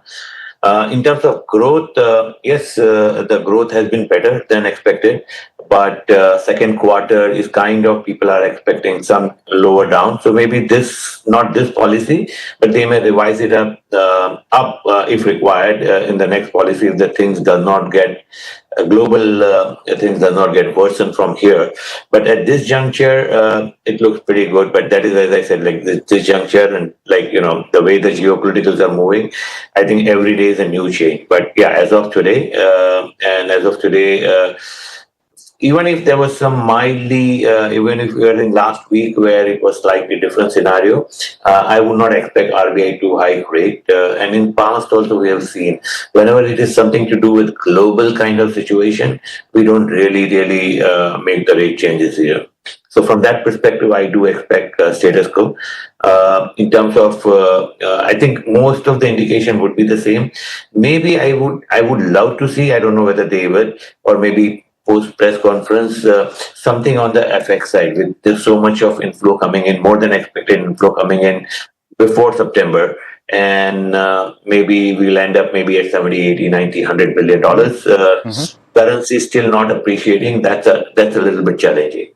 Jayesh, in fact, that is exactly what I want to ask you about. To say that, and there was one view that was expressed that I saw from a prominent voice in the mutual fund space that had to do about exactly what you've mentioned, to say that $80-90 billion based on the trajectory we've seen seems to be par for the course.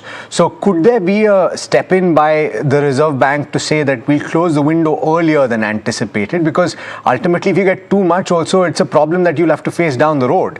So do you anticipate that, one? And two, liquidity management, because with these flows, you're going to have a significant surplus durable liquidity through the year. So they'll have to manage it. How do you expect them to do that? So I think in terms of liquidity, looking at where the bond yields are, they won't really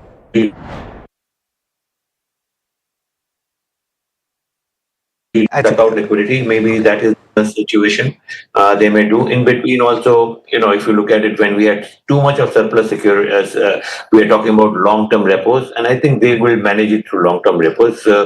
When the bond yields are so much away from the repo rate, there is no point RBI doing a OMO sale, right? It would actually spoof the bond yield and the market. So from that perspective, I think it's manageable. Like if you do long-term repo, it is manageable. They may suck it out for some time. In terms of closing window, I don't really see. I think maybe that 70-80 was anyway expected. That may become 100 billion.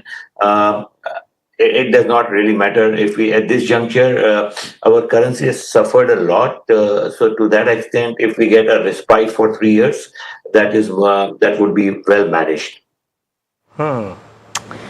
Okay. Upasana, your initial mentions had 2 points which stood out for me. One, of course, is this growth revision upwards. And we know that at least on the earnings side, when we look at the markets and the kind of results that Q1 has shown, it does seem that earnings are holding out well.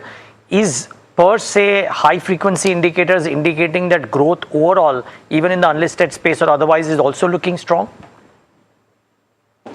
Yes, so I think the whole theme since the Iran conflict broke out has been that each month high frequency data has actually been coming up better than anticipated. And I think, and that's pretty much across the board. So I think each month starting April, May, June, we've been writing that data is actually better than anticipated. And if you look at the breadth of the indicators, it is improving or has been holding up on its strength across a number of indicators. So one is the obvious auto sales, where you have again strength across PVs, two-wheelers, tractors. Second is GST collections, like the last data point is double-digit 14-15% growth. And even if you deflate it by the deflator, you will still end up with high single-digit growth, and even 2-year CAGR numbers are double-digit. So there is pretty solid strength there. If you look at bank credit, that's again going up. And I know it's 17-18%, but that's nominal. But again, the same logic, if you were to do it deflated by the GDP deflator or look at it on a 2-year CAGR basis, there is still an accelerating trend across both these indicators, and pretty solid trend.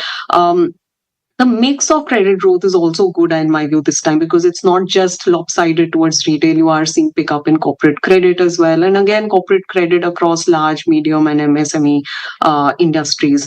And lastly, I think which has been another surprise is the strength in the goods export data point. So again, goods export, and not just headline exports, but even non-oil exports or non-oil, non-electronic exports have been accelerating in the last 3 months against the specter of, this Middle East tensions and overall concern on how external demand will hold up. So I think GDP growth, like for the June quarter, I think will be tracking around 7% in our view. That's higher than what we were anticipating, and therefore for our numbers for fiscal 27 at 6.7, I think we still see some modest upside risk, notwithstanding these concerns from either the monsoon or uncertainty from oil prices. So, Upasana, that's with regards to growth that you're looking at. How are you looking at liquidity management as well? Do you think that as a point of focus is becoming more important versus what the RBI does in terms of rates? And what signals should investors actually watch out for when you talk about the liquidity conditions, bond deals, and the credit growth that you're talking about as well after this policy? Yeah, sure. So I think on liquidity, I think as Jayesh mentioned as well, I think RBI should probably use, or the first line of defense should be using sort of temporary measures, right, like longer term repo. So I think I'll concur with him on that. We will see a in sort of bloating of liquidity surplus for starting August, September, and probably up to the year end. But this will even out as we probably see for up to fiscal 27, because there will be normal or usual drains on liquidity. The country is running a current account deficit. So overall, we need to see how high is the overall balance of payment surplus to assess the liquidity that may still sustain in the system. So I think as a first line of defense, looking at more temporary measures like longer term VRRs, which should help RBI manage liquidity between the September to December sort of window and time period. Having said that, I think because there is excess liquidity which will be there in the system for this quarter, financial conditions in my view will ease. So if you think from a market yields, market rates perspective, there will be some amount of downward bias, at least for from here to up to the year end. Not hopefully having any other external risks coming into the picture, but just from a capital flow perspective, I think this easing financial conditions will probably be another theme at the margin that could play out. And I think given where growth inflation is, RBI should be comfortable, given its neutral stance, to have a little bit of a surplus liquidity and manage it with VRRs and have minor easing in financial conditions. Yeah, it's an important point. And by the way, what you were just seeing on your screen, the 10-year benchmark government bond, as things stand, the yields are just a tad bit off yesterday's close at 6.78% or thereabouts. You'll have to watch that very closely, because money market reactions could be something that could come through on the basis of the commentary. And the USD INR, the Indian rupee, is appreciating just a tad bit. In fact, more than a tad bit, 40 paise or thereabouts at this moment, and above the 95 mark. Morning. Let's listen in. And Namaskar. The West Asia conflict continues to challenge the global economy by disrupting key trade routes and supply chains, amplifying market volatility, and repressing business sentiments. Trade uncertainty lingers as US imposed fresh tariffs. The global economic environment has become increasingly unstable. Global growth is projected to soften, while inflation forecast is higher for 2026 vis-a-vis the previous year 2025. Some central banks have tightened policy, others remain vigilant. Crude oil prices, currencies, and financial markets remain volatile, fluctuating in line with the changing intensity and the uncertainties of the West Asia conflict. In this backdrop, the Monetary Policy Committee met for its third bi-monthly meeting of this financial year on 3rd, 4th and 5th, that is today, to deliberate and decide on the policy repo rate. After a detailed assessment of the evolving macroeconomic and financial developments, as well as the outlook, the MPC decided unanimously to keep the policy repo rate unchanged at 5.25%. Consequently, the SDF rate shall remain unchanged at 5% and the MSF rate and the bank rate at 5.5%. The MPC also decided to continue with the neutral stance. I shall now briefly set out the rationale for these decisions. The MPC noted that headline inflation has edged up above target as expected. The realized inflation for Q1, however, remained marginally lower than projections, reflecting limited pass-through of cost pressures. The higher inflation is mostly on account of fuel and food, with little signs of generalization of price pressures so far. Core inflation, excluding precious metals, continues to be benign. As projected earlier, headline inflation is expected to rise further in the near term. It is expected to peak in Q3 of this year, primarily again due to food and fuel, and thereafter moderate.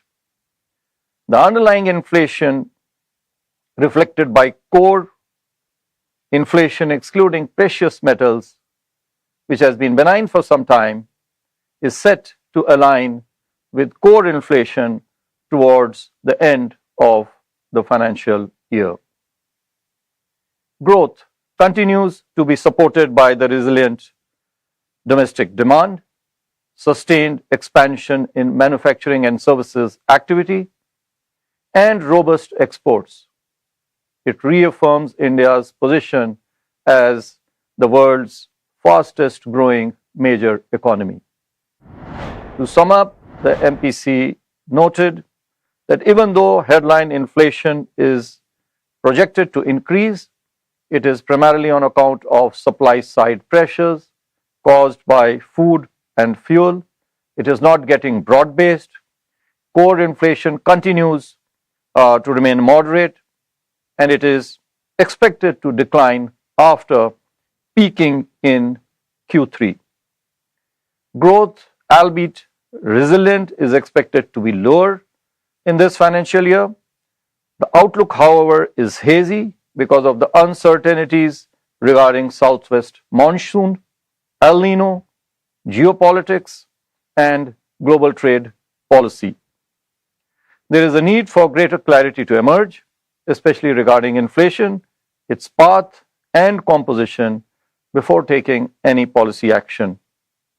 Any such action would also have to consider the need for recalibration of policy rates in line with the evolving growth inflation dynamics, especially the normalization of the underlying inflation from its benign levels seen hitherto. Considering all these factors, the MPC voted to keep the policy repo rate unchanged. The MPC also decided to retain the neutral stance to respond appropriately to macroeconomic developments. The MPC underscored that it will maintain a close vigil and remain resolute in its commitment to align inflation with the target. I will now come to our assessment of growth and inflation. Let me first of all talk about growth. The supply side pressures caused by the West Asia conflict have eased somewhat since June 2026, leading to withdrawal of temporary measures undertaken by the government and normalization of key input supplies. However, the re-escalation of the conflict since the first week of July has amplified volatility in energy prices and renewed uncertainty about supply chains. Amidst persistent global uncertainty, domestic economic activity has exhibited resilience as reflected by the high-frequency indicators available for Q1. Early results of corporates for Q1 indicate healthy performance in the manufacturing sector. This is also corroborated by an expansionary PMI. Services activity too maintained its momentum in the wake of strong domestic demand. Private consumption continued to be driven by buoyant discretionary spending. Investment activity remains steady on the back of robust government spending on infrastructure and construction. Merchandise exports rebounded with double-digit growth.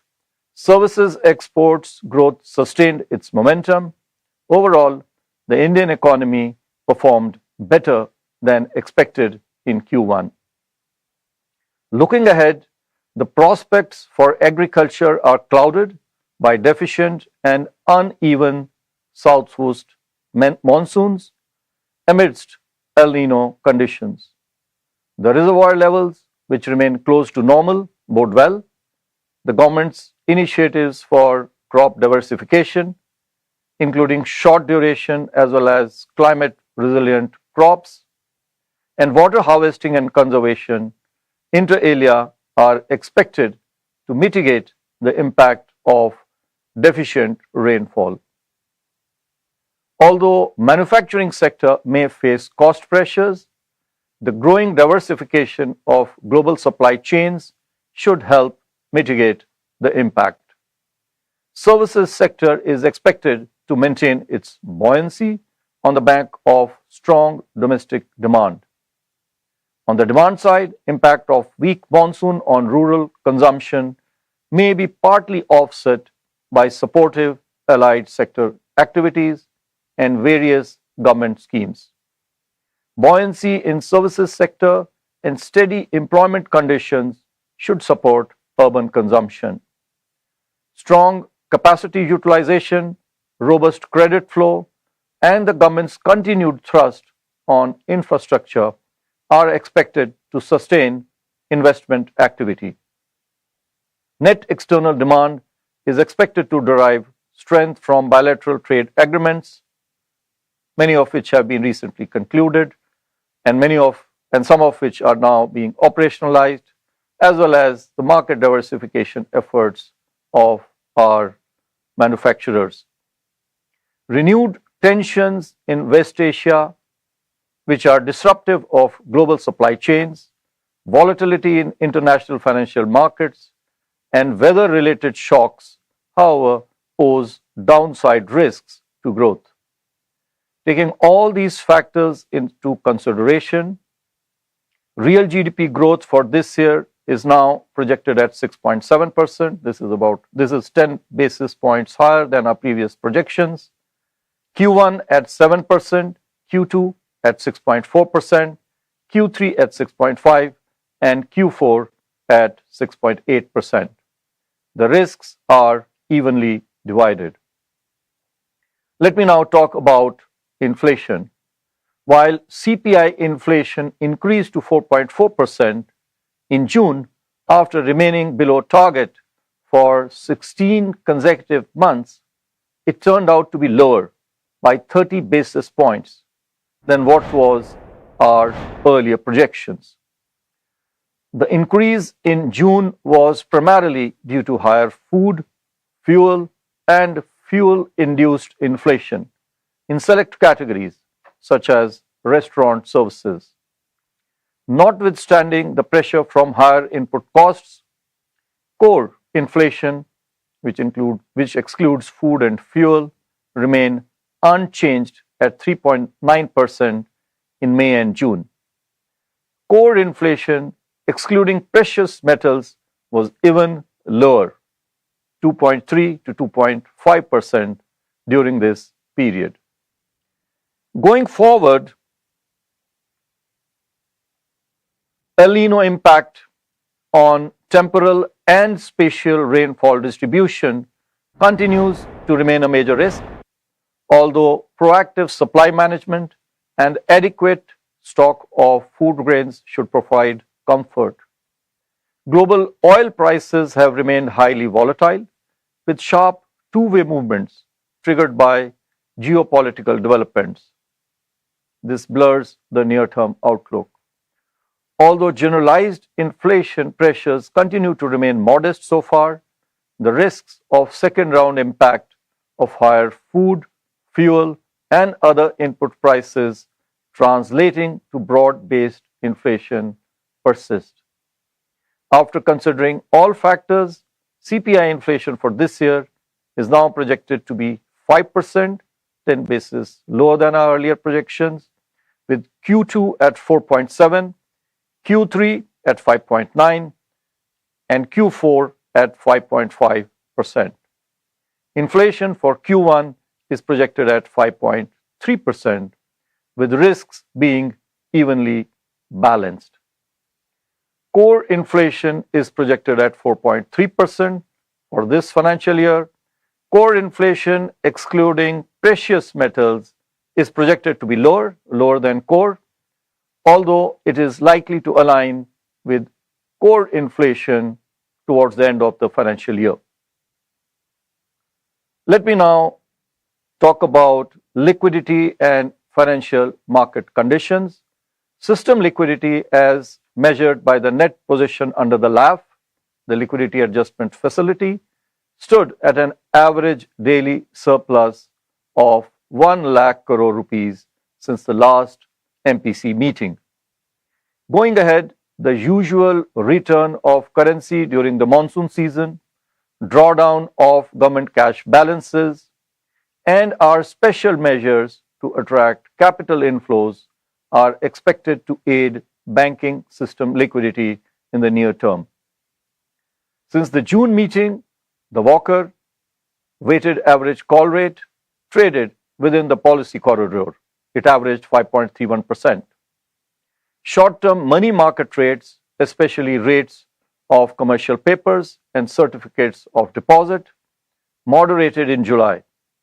GSEC yields, buoyed by measures undertaken by the government and the Reserve Bank to attract foreign capital into Indian debt markets, eased across maturities during June and July. Transmission in the credit market, however, moderated slightly during May and June, with hardening of deposit and lending rates. Nevertheless, credit growth continues to remain robust and broad-based across various sectors. Through its conduct of two-way operations, the Reserve Bank will proactively ensure sufficient liquidity in the banking system, guided by the objective of aligning the Walker to the policy repo rate. I will now speak about financial stability. As mentioned earlier, the system-level financial parameters relating to capital adequacy, liquidity, asset quality, and profitability of the scheduled commercial banks continue to remain healthy. There is, however, some moderation in NIM as compared to last year. Similarly, the system-level parameters of NBFCs too are sound, with adequate capital position, improved gross NPAs, and higher profitability. Let me now turn to the external sector.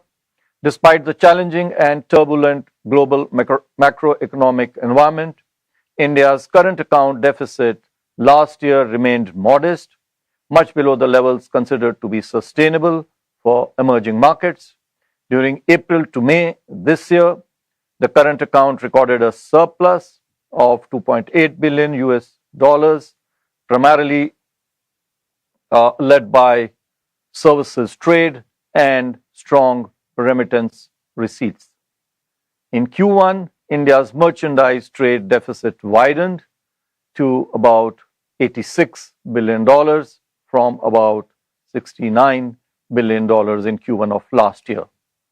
This is mainly driven by imports of crude oil, electronic goods, and gold. Going forward, moderation in global trade growth, surge in energy prices, and persistent trade policy uncertainties pose upside risks to India's current account deficit.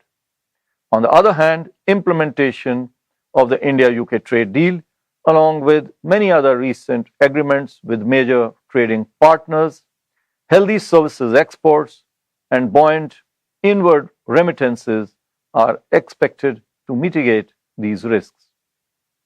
On the external financing side, gross FDI inflows were buoyant at $30.7 billion in the first quarter of this year.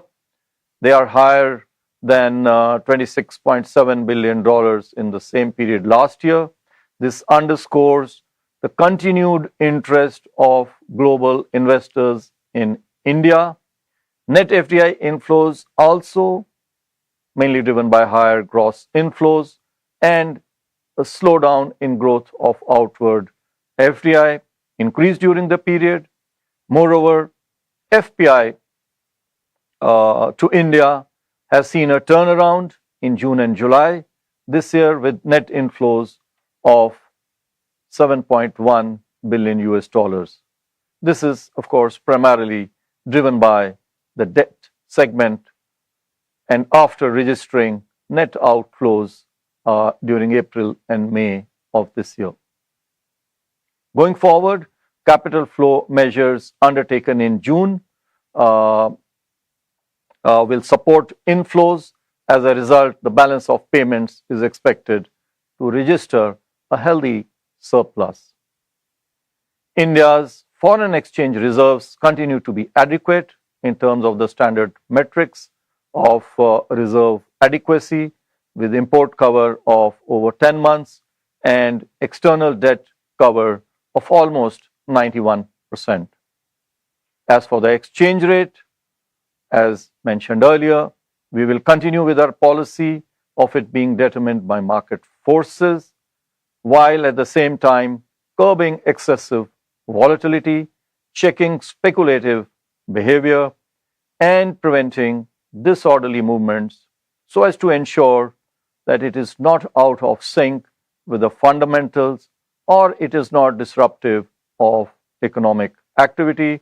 For this purpose, we have a very broad range of effective regulatory and market-based instruments. Now, before I conclude, as has been the practice, I have a few additional measures also to announce. I have two measures to further strengthen the cooperative sector. One, on the basis of the feedback received on the discussion paper on licensing of UCBs, which we had done some time ago, we are now issuing draft guidelines for resuming licensing of the urban cooperative banks. Two, in light of the experience gained and the developments since 2008, when the credit monitoring arrangement for rural cooperative banks was last revised, we are issuing draft directions after undertaking a comprehensive review of this arrangement. There is one measure for interest rate on advances.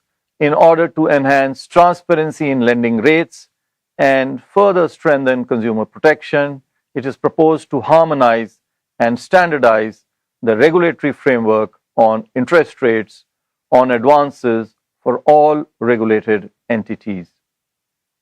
To conclude, global economic conditions and sentiments continue to remain hostage to the rapidly oscillating developments, both in scale and intensity, of the West Asia conflict.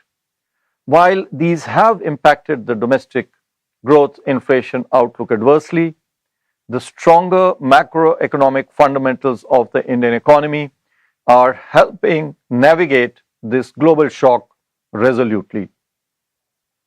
As alluded to in my last statement, this presents an opportunity to accelerate measures to enhance our resilience to withstand such shocks.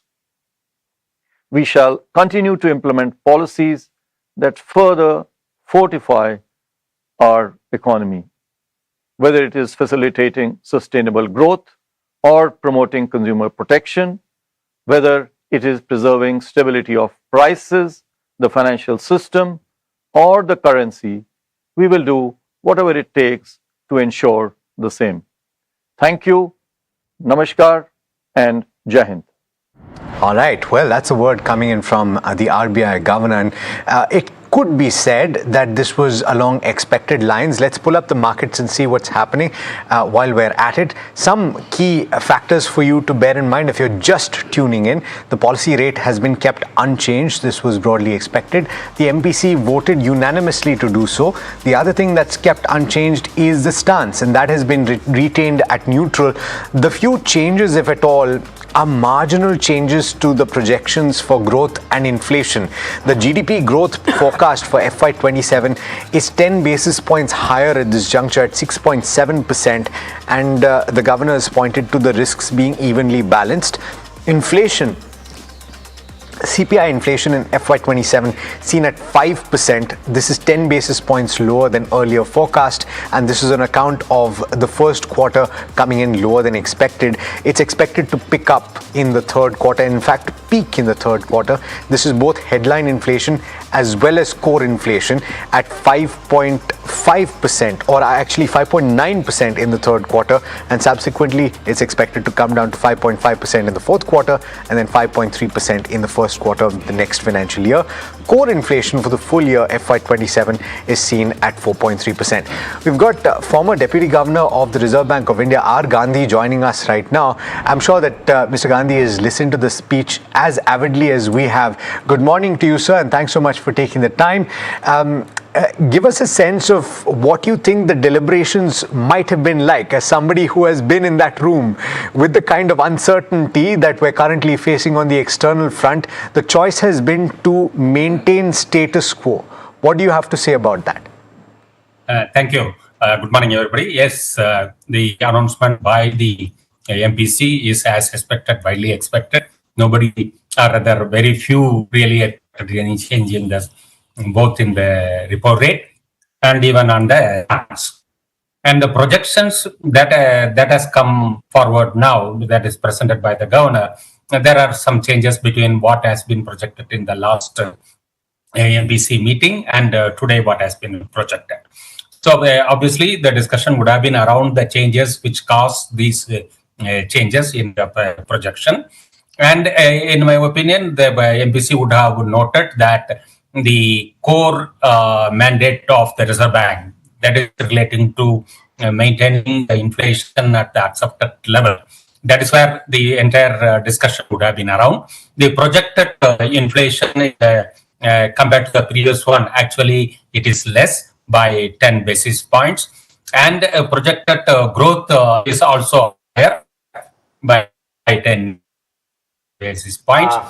And the core inflation is expected to hold across. So that is what might have influenced their entire decision for keeping the rates at the current rate and also not changing the charts. Yeah, but I wonder what you made of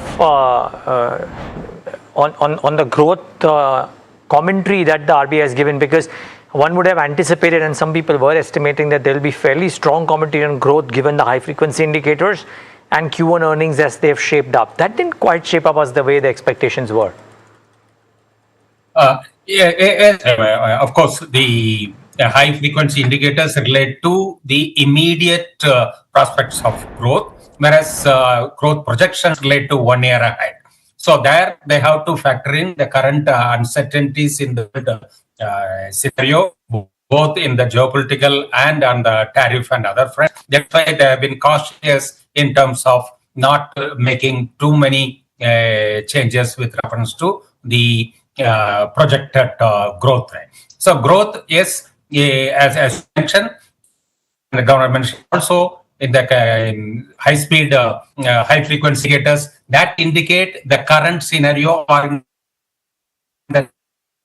next a bit of an issue with that line. Sir, we'll come back to you once the line is patched, but while we wait for that to happen, let's go across to our colleague Piyush, who is joining us from the RBI headquarters. Piyush, we've heard the statements. What else are you picking up? Yeah, so broadly in line with our poll as well, the RBI has continued maintaining the repo at 5.25%, maintaining the neutral stance. We had also reported that there could be a tweak both on GDP and inflation front, and that is exactly what has happened. The RBI has hiked the FY27 GDP forecast by 10 odd basis point. Now it projects FY27 GDP to be at 6.7%. Inflation forecast has been trimmed by 10 basis point again to 5%. 5%, which is 10 bps lower than the earlier expectation. Now, West Asia conflict and its spillover effects on India's economy continues to be the major consideration that the MPC members gave in this particular meeting. Apart from that, on the liquidity front too, the governor said that durable liquidity will be provided. In fact, since last policy, the banking system liquidity has been in surplus of over 1 lakh crore rupees. He mentioned how the call rate has hovered around the repo rate. The short-term yields have gone down, and both the government bond yields have gone down. Other regulatory measures, as we reported earlier, the RBI will now issue licenses to urban cooperative bank. This is a move we have not seen over the last 2 decades, and it will also standardize the interest rate on advances. So all these are, these are the things that we are picking up now, and of course we will come back to you with updates when the governor, holds a press conference at 12 noon today. Okay, thanks Piyush for that, and of course we'll wait for your questions at the press conference as well. Dr. Ashima Goel, ex-member of the MPC and RBI, joins in right now on the show as well. Dr. Goel, thank you so much for joining in. What did you make of the policy statement, because the actions were nearly in line with almost what anybody else predicted too? The statements might have a different opinion though. Yes, I think it was very good to see an emphasis on headline approaching core towards the end of the year. That volatile commodity inflation need not persistently affect core inflation. And therefore, the hold is premised on inflation continuing to remain near the target in the long run. Also, I think the governor made it very clear that India's resilience and outperformance, that we need to, I think all of us should introspect on what it is that keeps the economy performing more than the general expectation. The third thing which I liked was the emphasis on doing whatever it takes to maintain financial stability, to prevent excess volatility of the exchange rate. And I think that should also indicate, and also the mention of acting against against deviation, large deviation from fundamental values, because I think the rupee is really largely extremely devalued at present compared to fundamentals. Dr. Goel, good morning. This is Hiral here. My question to you is, if you have to look at the fine print as well, I mean, from what I'm reading into it, not really seeing too much concern when it comes to growth as well. However, the tonality in terms of inflation, that probably could potentially become the bigger challenge from here on, and that appears more cautious in terms of inflation versus your previous policy statements as well. Would you read into it in that fashion? So I think as the MPC, whose primary objective is, or first objective is inflation, they have to emphasize that they are committed towards keeping inflation near the target within the tolerance band. And since I've written about this, that in the current situation where you have large commodity shocks still playing out and all kinds of global uncertainties, for the widespread consensus was really hold. But that hold has to be accompanied by strong language that we are committed to keeping inflation low, because that has a role in anchoring inflation expectations. It reassures markets that in case inflation rises persistently, the RBI will act as necessary. And that helps anchor inflation expectations. So I think the tilt in language is very welcome. Yeah. We saw that in the Fed policy, there was no mention of how higher inflation would be tackled, and that led to bond prices, bond yields rising. Yep. In India, I think they're softening. Yeah, it is. So It is shows indeed. the success of the confrontation. Yeah, we're also joined this morning by Tanvi Gupta Jain, Chief India Economist of UBS Securities, and Nilesh Shah, Managing Director of Kotak Mahindra AMC, who's kindly accepted a call in the middle of his commute to work, I see. But Tanvi, I'll come to you. What do you think of the wording and of the tonality of the message of the RBI governor and the projections on both GDP as well as inflation? To be very frank, last policy I thought they were quite cautious. It was a hawkish pause. This policy, I think they were quite balanced. I mean, 10 basis point higher GDP, 10 basis point lower inflation. I mean, there was not an urgent need to do it in this policy. I could have waited, looked at how the monsoons are, how the oil prices movement is, and could have waited for the October policy to make that change.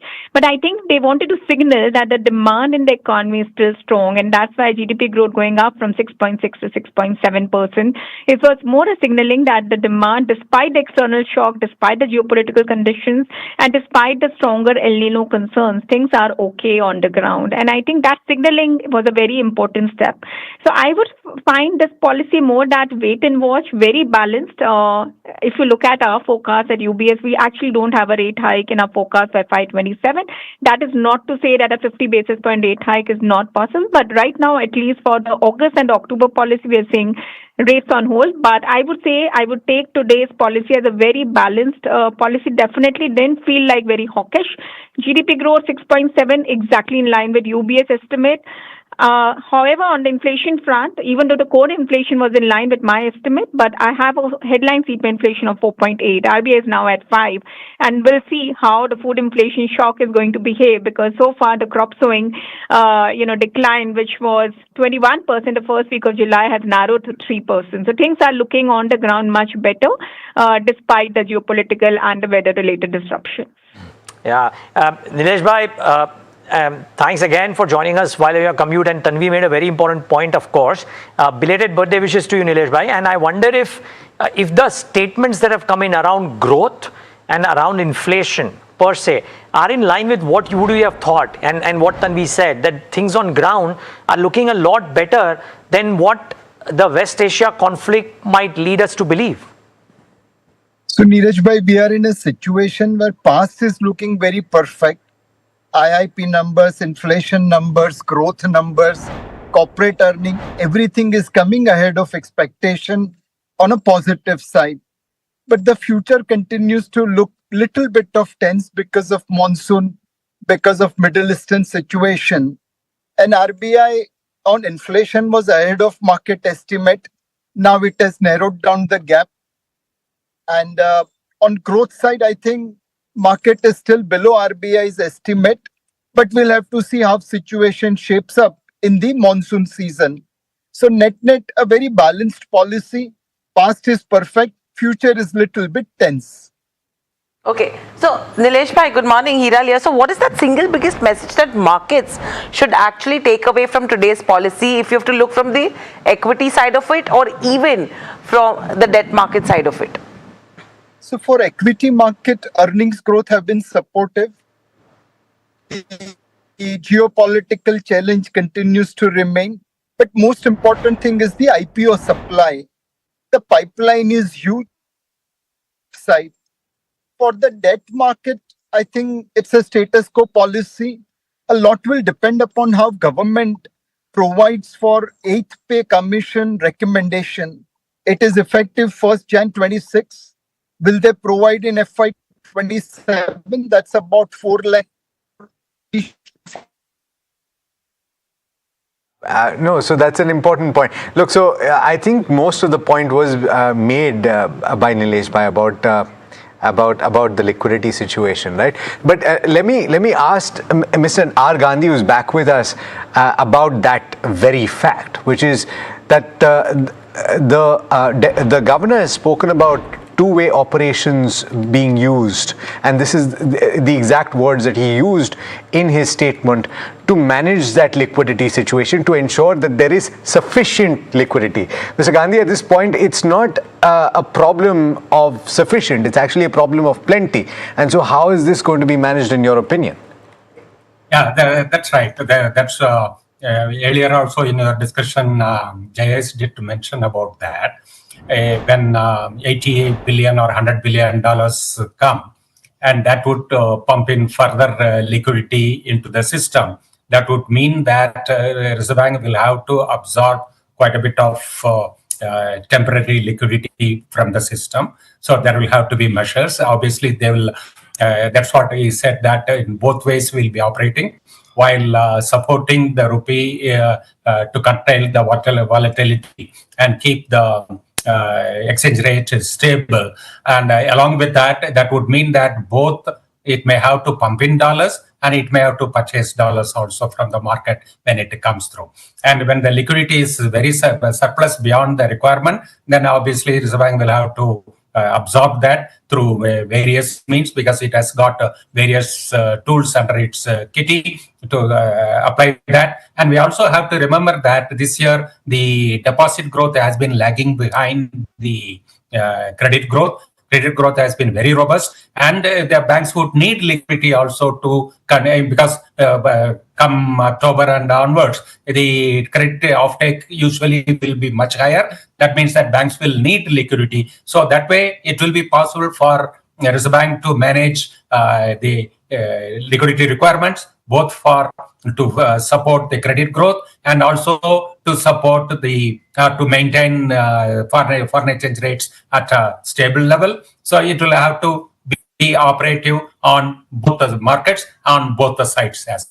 Yeah, absolutely. Nilesh Shah is back with us. Nilesh bhai, patchy line perhaps, so I'm going to try and ask you to complete your point that you were making. I believe you were speaking about the liquidity. So on the debt market side, the point I was trying to make was that a lot will depend upon what is the government's borrowing program and how will they manage 8th pay commission recommendation. In FY, it's effective 1st Jan 26. So part should have been provided in FY 26 budget. Part should come in FY 27 budget. Now, will government provide in FY 27 revised budget estimate? That's about 4 lakh crore funding. Or will they take it all the way up to FY 28 budget? So market will be closely watching what government does with the 8th pay commission recommendation. Yeah, it's a fair point. Nilesh bhai, thanks so much for joining us this morning, and Mr. Gandhi as well. Thank you so much for taking the time and for speaking to us. Ms. Goyal as well as Tanvi, do stay with us. And I want to come to you, Ms. Goyal, on specifically that core inflation print that we were speaking about earlier. For the full year FY27 at 4.3%, it's pretty benign. And based on what the governor said, and if you adjust for precious metals within that, it's even lower in FY27. So from that perspective, we should be sanguine, shouldn't we? And we should maybe be looking at the growth levers that need to be pushed. I wonder what you think about that. Yes, I think as the governor said, for 16 months, they've been over forecasting inflation. So currently, if inflation does rise somewhere, inflation has been very, very low. Core inflation has been low for many, many months now, which shows that overall there's no excess demand in the economy. So this is why you expect headline, though it's driven up by transient commodity shocks, will approach headline. And the RBI can take the end period expected inflation, which is at target, in order to keep rates on hold. That means real rates do come down somewhat as headline inflation rises, and that will be a stimulus for the economy. It's very important to stimulate or support the economy at this juncture, because policy now has the weight and the capability to counter external shocks. It does not have to tighten in response to those. And also, we are seeing a revival, a broad-based revival in private investment, in corporate investment after a long time. They've been waiting for this. I think corporates have some reassurance, A, that inflation is anchored at 4%. They don't have to raise prices in response to temporary commodity shocks because inflation will come down in a few months and consumers are sensitive to prices. In fact, some research shows that the past commodity shocks has halved in the inflation targeting period from corporates. So, and given the current juncture where the prediction is that core inflation will come down, that headline inflation will come down to 4%, I think they will not pass on as much of the commodity shocks, so which will help core inflation stay benign. I just wanted to make one point about liquidity, the discussion earlier, that earlier markets used to really worry because there were periods when durable liquidity would really tighten sharply. But if you see over the past 2 years, that's not the case. Liquidity has remained in surplus. I think the policy stance now is that to support growth and financial conditions, you need durable liquidity to be in surplus. And I agree with Dr. Gandhi that they have many instruments available in order to sustain this. I think markets should be confident that durable liquidity will be kept adequately in surplus, not excess, because they also have these derivative instruments such as buy-sell swaps. If there are excess dollars, they will buy them now and sell them forward. Yeah. So, and that does not affect liquidity. That doesn't affect liquidity today. They have alternative instruments to the BRRs, etc., to affect temporary liquidity. So there are many instruments available. I think markets can be confident. Well noted, ma'am.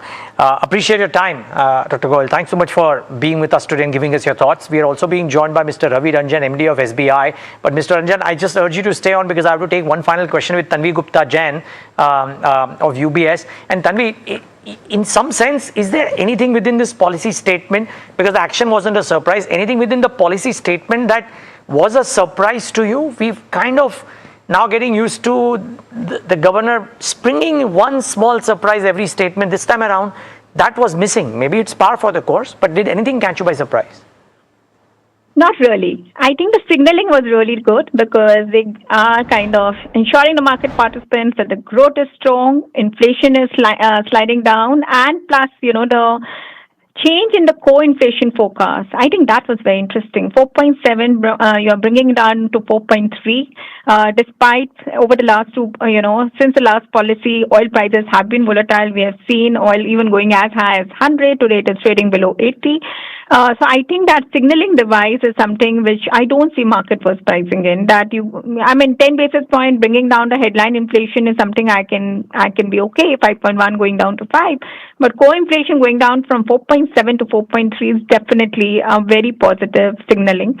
So I think we also have to see, because market has been pricing in 75 basis point of rate hike over the next 1 year, 50 basis point of rate hike in FY27 before this policy. Whether that is going to change going forward. And the last thing I think where I didn't see too much of a stress by the RBI governor is that global financial conditions are tightening. And that is something, he did mention that some central banks have started increasing rates, some central banks are keeping on hold, but that is also something could be a key market mover beyond monsoons and beyond oil that India has to take into account over the coming second half. Important point. Ms. Jain, always a pleasure speaking with you. Thank you so much for taking the time, and speak to you soon. Okay, I want to go to Mr. Ravi Ranjan, who's a Managing Director of State Bank of India. Mr. Ranjan, thanks so much for taking the time, and good morning to you. First, your initial thoughts on a no surprise policy, if we can call it that, and the specific comment that I think relates to the banking system, which the Reserve Bank of India made, which he often does, and he's speaking about the transmission, and he speaks about the fact that it moderated in the months of May and June. So what needs to be done in your opinion? Of course, it's a factor of the deposit growth that you could see. So your initial thoughts about this? First of all, this policy gives a lot of comfort in the sense that the growth is sustained. In fact, it has slightly gone up. Inflation is contained, that is also a good news, and system liquidity is quite okay. So the broad picture is quite good. There is no change in the rate. So the uncertainty from the policy part, the banking system is very happy that there's nothing in that. While macro uncertainty, particularly the Middle East and some of the El Nino related agri problems remain for some more time. But what is good is that we remain resilient. Q1 was also quite good. And we can see from the result of the public sector and private sector banks that have been released so far, quite comforting. Since liquidity is good, so going forward, this credit growth may also likely to continue. Right now, there is some gap in the system at the system level between deposit and advances. Almost 5% gap is there. But that will convert with almost now $40 billion coming through the FCNB and ECB window so far. And the way we are going, August and September should be pretty good also. So system liquidity problems should not be there. And the convergence between deposits and advances should also be coming in the next 2 quarters. Mr. Ranjan, good morning. Hira here. You mentioned briefly in terms of the credit growth as well, but with rates on hold right now, how are you expecting credit growth to shape up over the next coming quarters? And from a borrower's profile perspective, is there more caution from that side, or does the demand remain absolutely resilient despite the higher for longer rates? The good part is that the system level credit growth that we are seeing, it is happening in all areas. The RAM portfolio, the corporate loans. Within RAM also, agri, SME, retail, everything is growing around 15%. So that's quite comforting. And when the participation is from all across, so and at the same time, it's not too high also that it is creating bubble. So broadly, it is demand driven. The rate of interest is also quite stable for borrowers also to plan their requirements. There is slight moderation in the home loans, I would say. Almost instead of 15% overall retail growing, the home loans is growing around 12 to 13%. But that is also considering the high base that the banks have. That is also quite healthy. And the best part is that asset quality has held on. In Q1 also, all the banks, no bank has reported any worse GNP ratio. So overall, I think we should look towards Q2 and Q3 with much optimism. That's certainly good to hear, Mr. Ranjan. I do want to ask about your view on FCNRB, because that's not something that was in the RBI monetary policy statement, but one assumes that this will be spoken about when the press conference takes place, because you've seen inflows in the swap window of over $40 billion. And as the largest bank, you've obviously mopped up quite a good portion of that. And the anticipation, I think, a commentary from State Bank of India itself, is that September you anticipate even more flows to come through.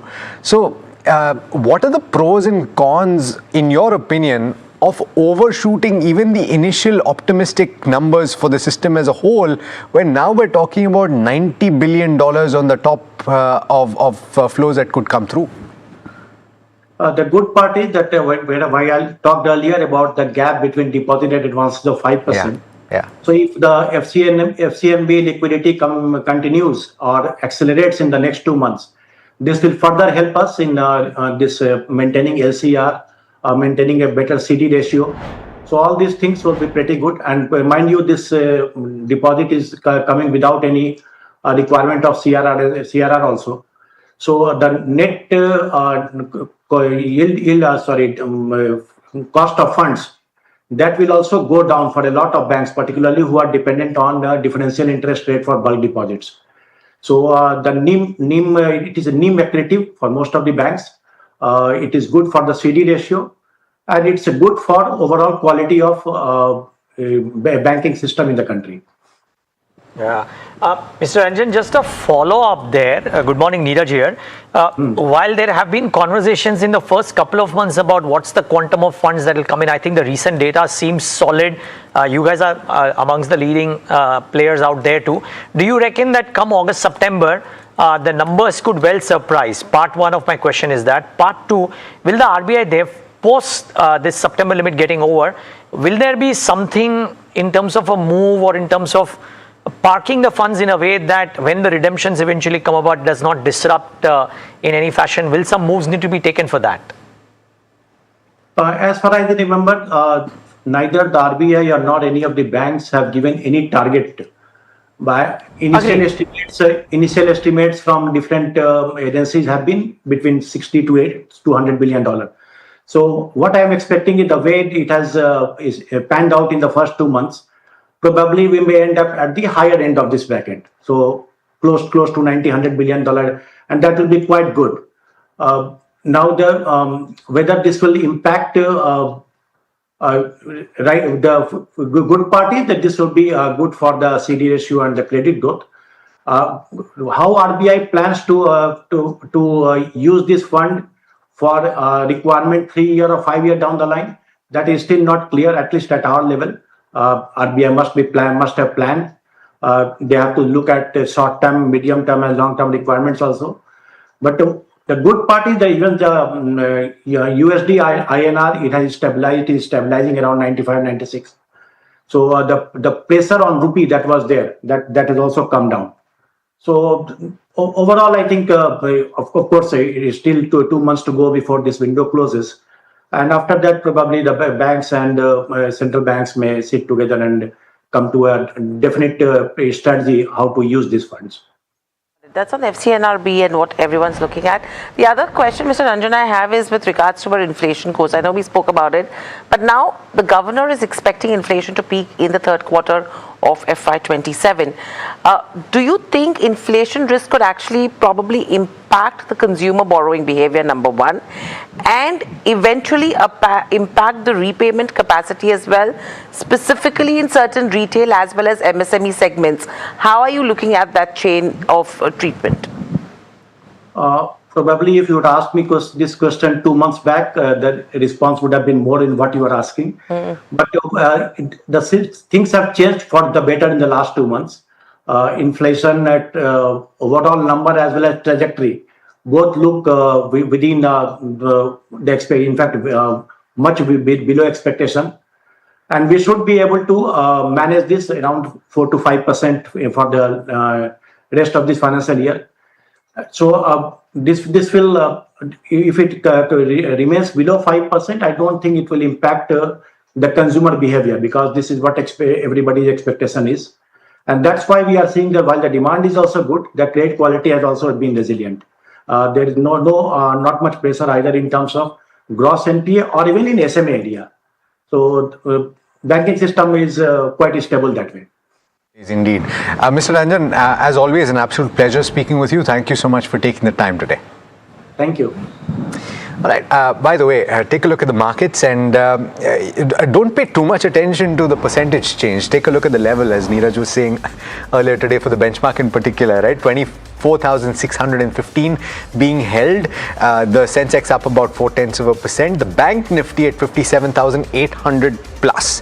All of those are pointing to pretty decent signs for the Indian equity markets, and the breadth has continued to look reasonably good. So just pull up the advanced decline ratio and see if it's closed just at all. In the morning, at least it was strong. It continues to be pretty decent at this point, and that strength in the broader market is visible as things stand right now. But all told, I think it was a good start today. Yeah, I mean, there is a little bit of resilience that we are seeing as well, not only from an economy perspective, and I think likewise being reflected in the markets right now. Yeah, follow crude. Crude is lower. We'll be higher. That's a fulcrum. For now, that's the fulcrum. For now, though, now from the fulcrum on this table, which has been presenting this show for the last nearly 3 hours, it's a wrap. On a note that the markets are looking okay. Thank you so much for tuning in. Of course, stay tuned though. Ask Profit is up next, and get ready with all your queries.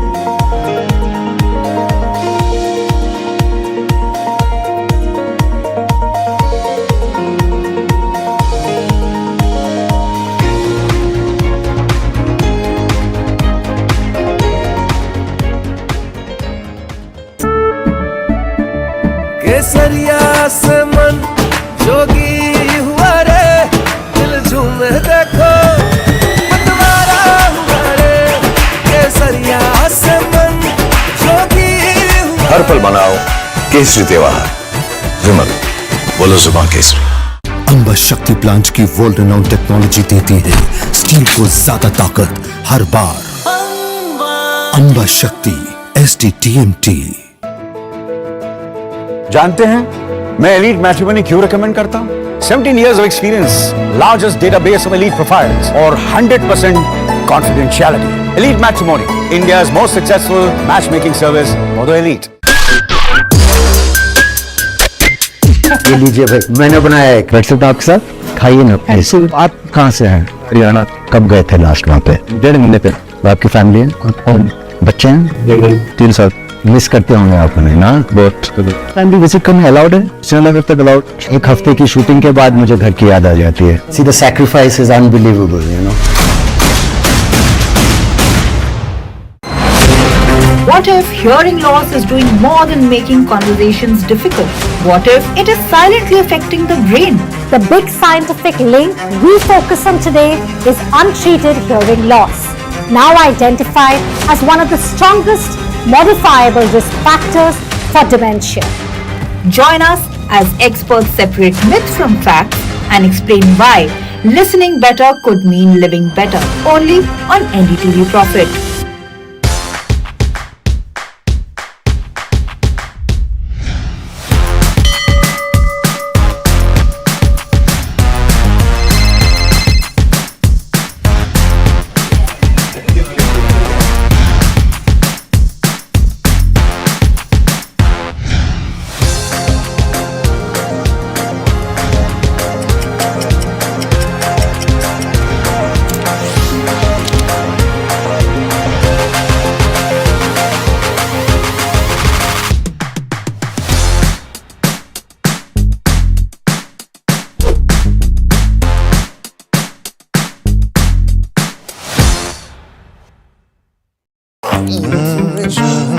The news, Ayush.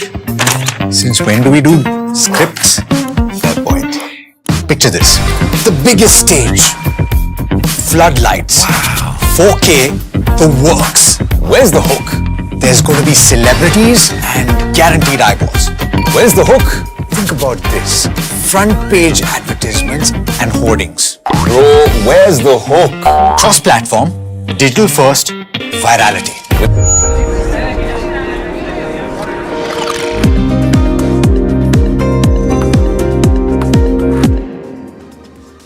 Welcome back. You're watching Ask Profit here at NDTV Profit. I'm Mahima Vachajani, and with me, as always, is Puneet Zaveri. And this is a show, of course, that gets all your stock-related queries answered. Of course, today we have a curtailed version because we had the monetary policy. Just to give you a quick roundup of that, the repo rate has been unchanged. This was expected. Status quo was expected. 5.25 is the rate at which the repo rate has been maintained. Inflation remains the key watch point. Of course, we've talked about this as to how June inflation picked up versus May as well, and the important commentary was that the government expects this to peak by Q3 FY27 and moderate thereafter. I think the other important factor was also GDP forecast being raised by 10 basis points to 6.7%, and the message from RBI remains at the wait, watch and assess situation. Lastly, CPI inflation is expected at 5% versus that of 5.7%. So these are some of the key takeaways that you must know about from the monetary policy. But let's take a quick look as to how the markets are doing and then jump to your questions quickly. The Nifty 50 right now is trading around the 24,600 levels with an uptick of just 0.18%. The Bank Nifty almost flat as we speak around the 57,800 levels. Let's try to pull up the Nifty 50 heat map and see as to where the action is exactly. You have something like Larsen & Toubro, which is topping the charts up 1.8%. Shriram Finance, yet another day of strong gains coming in for this one. Grasim, yesterday saw profit taking coming in. In fact, it was not profit taking, but the correction of cash settlement happening. But today is back in the green, up by about 1.8%. There's also M&M, Interglobe Aviation, HDFC Life Insurance, Bajaj Auto, all doing very well. Auto names continue to do well, in fact. On the flip side, you have ITC, which is taking a knock. Polo Hospitals, SBI Life, Coal India, TCS, Nestle, some of the names that continue to be under pressure. Let's try to pull up the mid cap 150 and the small cap 250 as well and see as to where it is at right now. In fact, today the small cap 250 after almost 600 days has touched an all-time high, but the mid cap 150 seeing gains of 0.4% and the small cap 250 up by about 0.8%. Quickly the BSE 500 as well to see as to what are the counters specifically buzzing in trade and take a look at those names as well. You have something like La Opala, PNB Housing, Motherson Wiring, Bosch, Happiest Minds on the positive side. Restaurant brands yet another 5% gains. Yesterday it was locked in upper circuit and now 5% gains today as well. On the flip side, you have Nykaa, though the numbers were in line with expectation, but I think it's seeing profit taking coming in, and Ajanta Pharma, Balrampur Chini is where there's pressure coming in as well. So sugar stocks seeing some profit taking as well. But let's get in all your stock related questions now, and to answer them we're now joined by Girish Sodani, co-founder of Ensure Capital, and we'll soon be joined by Kush Bora, founder of kushbora.com as well. Girish, very good morning to you, and thank you so much for joining us at such short notice. I'll take the first question, which is coming in on JSW Cement. This is from our viewer Pramod, who's writing us from Bengaluru. He says that he wants to know whether from a long-term perspective, can he continue to hold this counter or not? What is your view like? So again, the cement sectors looks very attractive. The cement sectors, JSW Cement sitting at the level of 132 approximately, with the market cap strongly build-ups. The quarter numbers are strongly build-ups with the revenue grow by 11% year-on-year basis. Overall structures was very strong, so the can be hold for the at least 1.5 year to 2 year time on. The expansion plans is still there, so the reflections will be coming for the next 2 to 3 quarters. Okay, all right. The next one that we have is coming in on Dabur. Harsha from Vijayawada is holding 220 odd shares at the levels of 444 and wants to know whether to continue to hold or sell this one. Girish, yesterday, of course, with the development of FSI issuing notice to Dabur for claiming 100% purity or 100% wherever they put that label, the stock did take a knock today. Let's try to pull up as to what it's doing right now. But overall, from a fundamental point of view, what would you recommend our viewer right now, Harsha, about Dabur? So again, if we talk about the FMCG, I think the FMCG facing a little bit pressures because of the prices going to be appraised. Apart from that, the differentiations between the supplies from the geographical tensions. So if we talk about the Dabur, yes, the Dabur looks very strong in the means of fundamental terms, but the view is completely based on the 2.5 years down the line, because I think this reflection is going to be reflected by the next 3 to 4 quarters itself. So I think the FMCG is completely packed going to be faced these type of pressures into it. So if you want to hold for this particular time duration, the Dabur is a good bet. Well, let's take the next query. And before we do that, Girish, I'm being told that it's your birthday today. Is that true? And if so, wish you a very happy birthday as well, Girish. And thank you so much for joining in today. I'm sure our viewers will also wish you, and we'll let you know for that. But thank you for joining us today. Thank you. Thanks a lot. Well, and let me go across and take the next query also from Subrata Mukherjee. She wants to know about Jubilant Pharma, Girish. If it's a good time to buy this particular counter, what would be your opinion?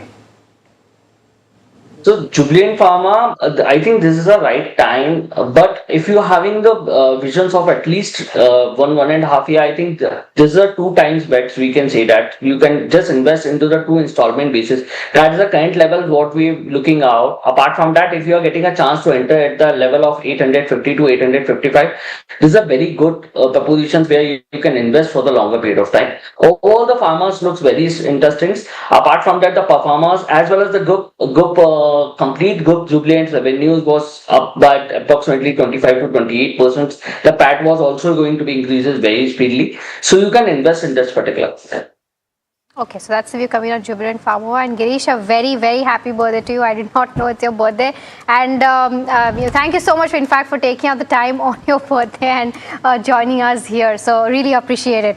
And I'll ask our viewers also to keep wishing you. But we've got our next question. In fact, Kush has also joined us now. The next question is coming on Balaji Amines. Our viewer, Bhavisha, is holding 7 shares at the levels of 2,112 and wants to know the short-term targets on this one. one. Kush, you're right on time because we started getting technical queries. Balaji Mines has seen significant pressure in the last couple of days. What do you make of charts right now for this one? Hi Kush, can you hear me? Hi, Mr. Paperi, good morning. The line's a little patchy, I'm afraid, so you'll have to... I think we have some technical glitch. We'll try to fix that. By the time we get that fixed, I think I'll take the next question, which is coming in on this on KC International. Ramesh from Coimbatore has 1,000 odd shares, bought at the levels of 485. Wants to know if this is a good counter to continue to hold from a long-term perspective. Girish, what do you make of KC International? KC International, right? Yes, KC International. Okay, so the operations profits was little bit disturbance because of the completely restructuring going on in the terms of overall revenues as well as the margins books. But if you're having a perspective of around 2 to 3 years down the line, I think this is a good bet for the KC International. But let's go across to our next caller from Agra. Gary is joining in for a stock-related query. Gary, very good morning. What's your query? Good morning. I got the Indomim shares allotted to me in the recent IPO allotment. I got 30 shares at the rate of 485 rupees. And at the moment it is trading about 780 rupees. So shall I hold or shall I book my profit? What should I do? Well, firstly, Gary, many congratulations. Your luck is running wild because there were a couple of other IPOs on that day too. But most certainly you got the most preferred one. But Girish, I don't know if you have coverage. I know the company is yet to report results, but very strong interest before the IPO as well.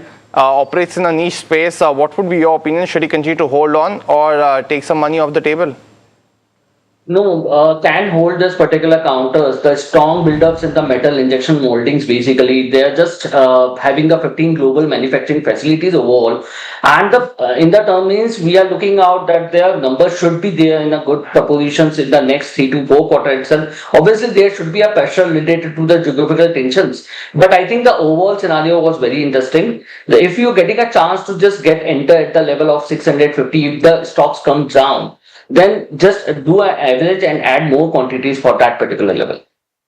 Right, so that's the view coming on Indo MIM. The next one that we have is on AU Small Finance Bank. Murli from Hyderabad wants to know if this is the right time to enter from a one-year perspective. And by the way, Girish is also wishing you a very happy birthday. Your view on AU Small Finance Bank? So, AU Finance Banks, I'm looking out little bit worried about their margins pressures right now. Obviously, the proposition, we can say that the expansions at the Tier 2 or Tier 3 cities are going to be very interesting. But I think if you are having a view for the fresh allocations, I think you have to wait for some time. Let's see how their next quarter results are going to be there. If the margins are continually increasable in the expansions mode already, then they will be the good bet. Yeah, got it. Well, the next question, and this one's coming from Senorita. She wants to know about Exide Industries. Bought this counter at 563 a couple of years ago, and in 2024, of course, you had that peak of a lot of mid-cap stocks. Since then, stocks not recovered to that level. She wants to know if she should still continue to hold on. Girish, we saw good results actually come through for Q1. Would you expect her and largely, recommend her to continue holding, and if she should average down as well? Is this the time? No, I think average is not advisable as of now at this particular level. But I think you can the client can hold this particular counter at the levels where he can just, he or she can just bought that particular stock. But fresh allocation is not advisable. Okay, all right. And what move on the stock, right? From its low point in March, it's just gone one way upward. So very interesting. Today also it's up 3.6%. Moving on to the next one, which is coming in from Osama, who's writing us from Dubai, asking about NHPC. 1,062 shares is what our viewer has. And bought at the levels of 96 rupees. Wants to know whether to continue to hold this one or not. Girish, I'll stick with you for this one as well. What do you make of NHPC? And also, Osama is also wishing you a very happy birthday. So for the NHPC, I think this particular counter can be at the right level where the investor can basically do an averaging on particular level. That the level should be 776 and 77 should be there. Obviously, the massive expansion pipelines are there. They're targeting the boost the installation capacity also by 59%. So I think this particular going to be impact in the next 2 to 3 quarters itself, and the reflections will be in the financial year 27-28. So overall the structure was strong as of now, but can do an average at the level of 75-76. Well, let's go across to Hyderabad now for our next caller query. Murli is joining in from Hyderabad now. Murli, very good morning to you. Thank you for joining in. What's your query? Yeah, good morning to everybody. Happy birthday to Girish, sir. My question is, if I have to bet on Chennai Petro or AU Small Finance Bank, which would be the better one to enter at current market price? This might be the first time, Murli, where we've taken someone's query on WhatsApp, also answered his call too. So I'll take Chennai Petro because we just took AU Small Finance Bank with Girish. But Girish, on Chennai Petro, is there a right time to enter for Murli? Yes, for the longer period of perspectives, yes, the money can be invested in this particular level itself. So overall, the structure was very, very strong. Let's talk about the revenue. The revenues goes approximately 80% year-on-year basis. Profit PAT also going to be increasable, as well as they are just do all their restructuring processes already completed, and that reflected in the margin numbers also. So I think the for the longer period, obviously the Chennai Petro is a good bet. Girish's birthday, but Murli has gotten gifts today because both his queries were answered. Anyways, moving on to the next one. It's coming in on BSE. Bhaskar from Bengaluru has got 50 odd shares at the levels of 3,700. Saying that despite of good earnings, the stock is taking a knock today. But from a slightly long-term perspective, what should he do going forward? Girish, what would you recommend for BSE? So can hold this particular counters, good stock, good numbers. We can say that the keep already expansion is already there. 43 new stock additions as well as the mutual fund distributions are going to be increases in the overall BSE market index. So the numbers was good. Can hold this particular. Well, the next question coming through, and this one's on Ashok Leyland. Our viewer Khurshid has bought this at 160 odd. Wants to know if he should still continue to hold this and if there's more upside here. Girish, a quick view. So the stock fundamentals was good, but if we talk about the Ashok Leyland, the movings was little bit slow. That's a slow moving stock we are already discussed in the previous shows also. The financial numbers, quarter numbers was good in the terms of overall the EV segments and the expansions strongly built up in the switch mobilities itself, almost double their numbers in the overall expansion modes.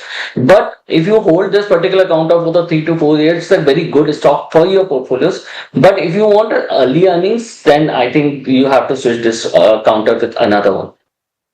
Let's pull up Castrol as well. Company came out with good set of numbers. You saw a good reaction today as well. But we spoke to Saugata Basure, who's the managing director of Castrol India, to understand a little bit of where that growth came from and how are the margins going forward. Can the street expect, because it was the highest that they've done.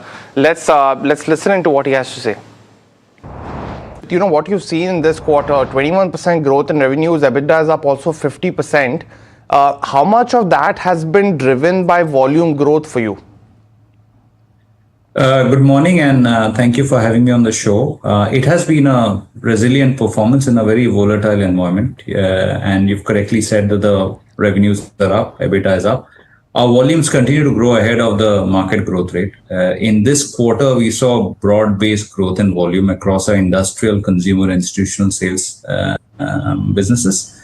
We did take prices up early in the quarter. There was a significant volatility in raw material prices and availability, and we leveraged our supply chain network to maintain supplies of our product. And we took prices up to offset some of the raw material price increase. Having said that, I see the raw material price increase to also flow through into this quarter, which is the July to September quarter. And we are also watchful of demand in the second quarter on account of an uneven monsoon and also inflation pressure building on in the supply chain. So that's our response to the pricing response has been taken, and we'll remain watchful in case more needs to be done in the second half. Saugata, could you quantify what was the volume growth in this quarter? Your peer has done almost 17%. Was yours also in a similar range? So we benchmark ourselves to the market growth rate, and our market is expected or is projected to grow in the range of about 4%. We are ahead of that. And that has been our trend for the last couple of years. And therefore, we are positioned to participate in the growth that is coming through in India, and at the same time grow our market share. And this is something we are seeing across our industrial business as well as our consumer automotive business. The consumer automotive business is being driven, the growth has been driven in our case by a big build-up of infrastructure into rural India. Again, something that we've been talking about for the last 2 years. We now cover about 45,000 outlets in rural India. We have a network of about 950 rural service express. That part of our business, again, continues to grow at double digit in terms of volume over the last couple of years now. Got it. And you mentioned also that you have taken some price hikes in this quarter. Could you mention how much were they? And as we go across, because we've seen the first month go through for quarter two, we've seen those the volatility come back yet again and then recede a little bit. Have you taken any price hikes in the month of July as well? So look, we have taken low double-digit price increase in the previous quarter. For us, April to June is the second quarter. We follow Jan December financial year. We anticipated that the volatility will remain in quarter three this year, and we are taking a long-term view. Our pricing action will be determined by two factors. One is to keep the business within an EBITDA range of 21 to 24%, and the second is to balance the price actions in the short term against our desire to continue momentum on volume growth and market share. If the volatility in quarter three sustains and flows into the next quarter and it requires us to take pricing action, we will do that. Got it. Also, just one quick question, because your margins at almost 26.4% on a quarter-on-quarter basis have also seen more than 500 basis point increase. Now, you mentioned that you've taken a low double-digit price increase, so your point well understood. But could you guide us of how we should look at margins for the next 2 to 3 quarters? Because you also had the raw material prices at elevated levels. They have been volatile. Despite that, the margin growth has come through substantially. So while we understand that quite a few of that has come through from the price increases, do you expect that this margin growth between a range you mentioned should continue, or this 26% is slightly more higher, led by multiple factors, and could be the ceiling at least for this year? Well, what I can say is we will maintain our guidance of 21 to 24, and that is the long-term guidance. Given the supply chain volatility is of a very high order, it's very, very unusual. We've taken various actions. Pricing is one part of it. We have also been very conscious in terms of looking at our cost lines. So we are trying to manage the business within that 21 to 24, right? Depending on how long the volatility sustains in the environment, you might see some volatility in the EBITDA margin range, but in the long term, we will remain in the 21 to 24% guidance that we have given. Well, that was the management of Castrol India. Very strong margins, but as the management mentioned, a lot to watch out for in the next few quarters as well. But let me take the next query, and this one's coming in on BSC. Stocks up almost. Stock is up today on the back of results, and then cooled down at. We've taken this query. Okay, we've taken this query. Let me take the next one then. This one is on Manipal Health, the company that got listed today on the exchanges. Vishwanatha Reddy has gotten allotment and wants to know about his 25 shares, what he should do with this counter now. Girish, yet again, very, very early on in its listing journey. But how do you look at this counter now in terms of comparison with its valuations, also with its peers? So I think Manipal Health, I don't have as such of high-end data as of now, so not able to do any explanations into it. But overall, the decent numbers, I think IPOs already listed in this stock. So let's see how the reflection would be there for the next 1.5 quarter. But for as of now, if we talk about any health, these type of companies we are talking about for the hospital industries. So I think you can book the profit as of now, and let's see how the stock will be performed for the next 1.5 quarters for 2 quarters for the long term perspective, obviously. Okay, all right. The next one that we have is from Sanjay, who's writing us from Bengaluru, asking about an auto anch name that could do well in the next 3 to 6 odd months. Kush, I'll come to you on this one. You know, auto as a pack has been doing very well, but anything specifically from the auto anch space that you think could do well in the next 3 to 6 odd months? Yeah, I hope my connection's a little better than the previous occasion. Much better. But yeah. Oh, great. I'll give 2 names, Lumax Auto and Sansera. Sansera's already ran up quite a bit, so you might want to buy on declines. But if you want to buy a fresh, buy a Lumax Auto. The rally is just starting at this one. 1600 or just under is very deep. That's stop loss. On the way up, 1770 and about 1900 are your targets. So Lumax Auto from the auto space. Just a follow-up also, Kush, on SPR Auto also, it's something that you've spoken about in the past. There was a correction there. Would you buy into this one as well as, why haven't you wished Girish yet? It's his birthday today.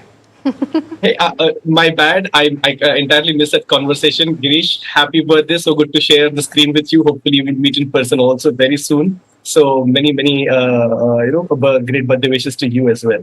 So, you actually asked me the right question. Shriram or SPR Auto, as now it's called, has been one of my top picks, continues to remain so.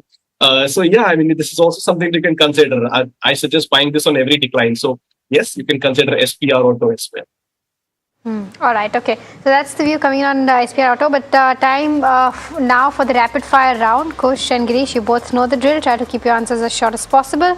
The first one that we have is coming in, and this is on small cap names that you can watch out for the next 1 to 3 months. Sunita from Delhi wants to know if at all anything you have on your watch list, Kush. Something that we recommended today, by the way, Artemis Med Services. 325 was the second target that has been hit. And I remain super constructive on this one. So you can consider this even. Next one's on Hindustan Zinc. Bindu from Hyderabad, his body share at 668. Girish wants to know the long-term picture for this one. Sorry, can you repeat this stock? The Hindustan Zinc. Can hold this particular counter for the longer period. Okay, the next one that we have is on Shriram Finance. 140 shares bought at the levels of 983. GS7 from Hyderabad wants to know if you can continue to hold this from a long-term perspective. Girish, what would you recommend? Can hold this particular counter, but averages is not advisable. Avoid the averaging. Okay. Pramod has bought into Dr. Reddy's at 1350. Girish, the earnings have been very disappointing now for the last few quarters. Should he continue to hold or switch out? No, switch out this particular counter. Okay, the next one that we have is on Amara Raja. Sriram from Visakhapatnam has bought it at the levels of 935. Continue to hold, sell, Kush. Decent entry point. The momentum starting to pick up. You should hold. Stop loss at 910. Next one's on Nykaa, Kush. Neelam from Jaipur has bought these shares at 241, so holding for a while. What's a 3-month view is the question. No, you can continue to hold. I think the dip today, along with other things, is also profit booking. My suggestion: you should continue to hold. Deepish stop loss at about 310, 305.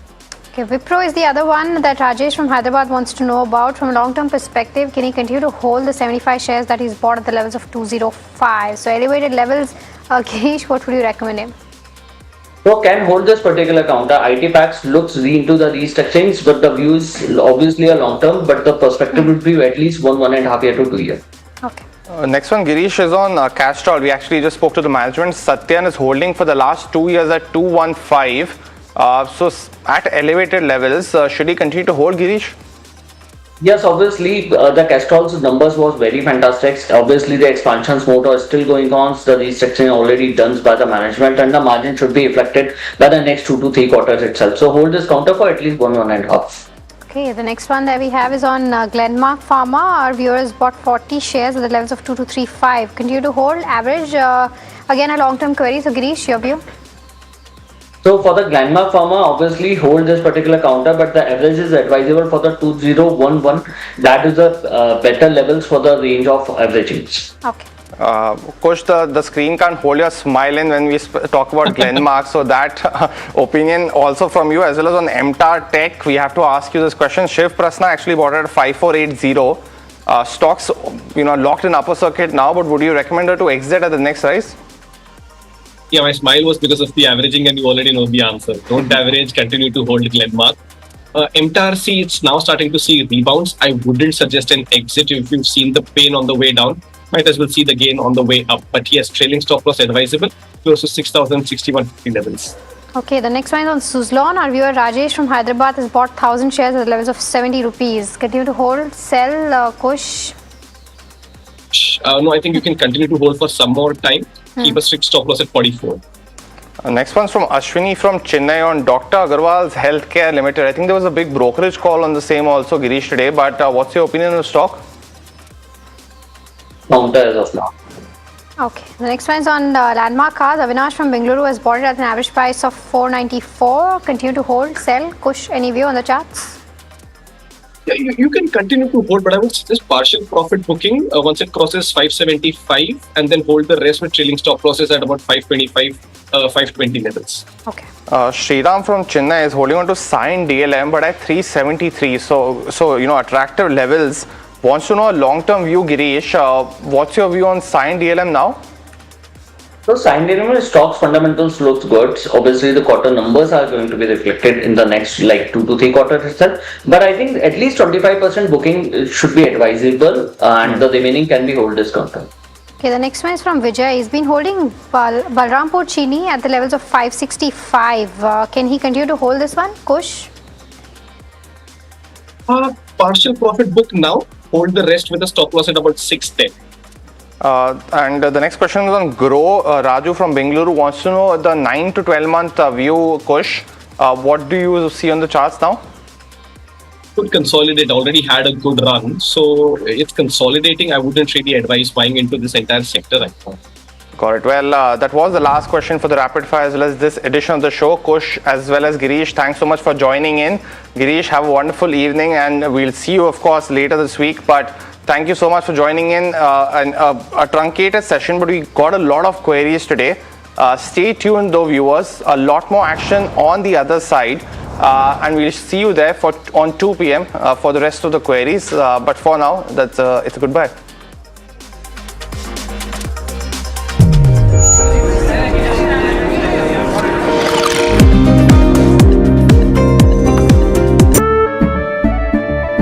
केसरिया से मन जोगी हुआ रे दिल झूमे देखो पतवारा हुआ रे केसरिया से मन जोगी हुआ हर पल मनाओ केसरी त्योहार विमल बोलो जुबान Kesari.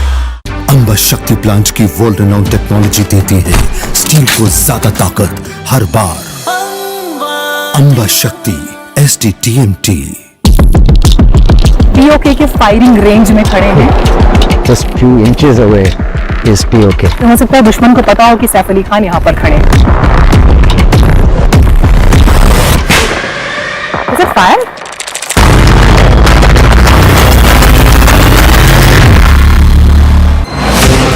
What if hearing loss is doing more than making conversations difficult? What if it is silently affecting the brain? The big scientific link we focus on today is untreated hearing loss, now identified as one of the strongest modifiable risk factors for dementia. Join us as experts separate myth from facts and explain why listening better could mean living better. Only on NDTV Profit.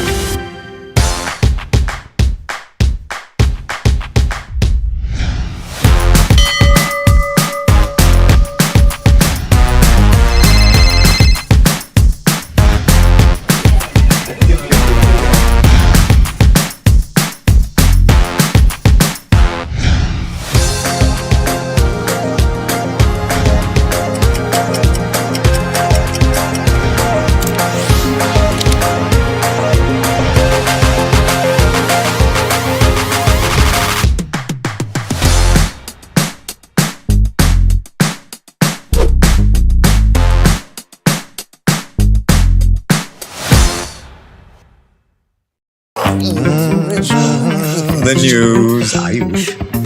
Since when do we do scripts? Fair point. Picture this. The biggest stage. Floodlights. Wow. 4K. The works. Where's the hook? There's going to be celebrities and guaranteed eyeballs. Where's the hook? Think about this. Front page advertisements and hoardings. Bro, where's the hook?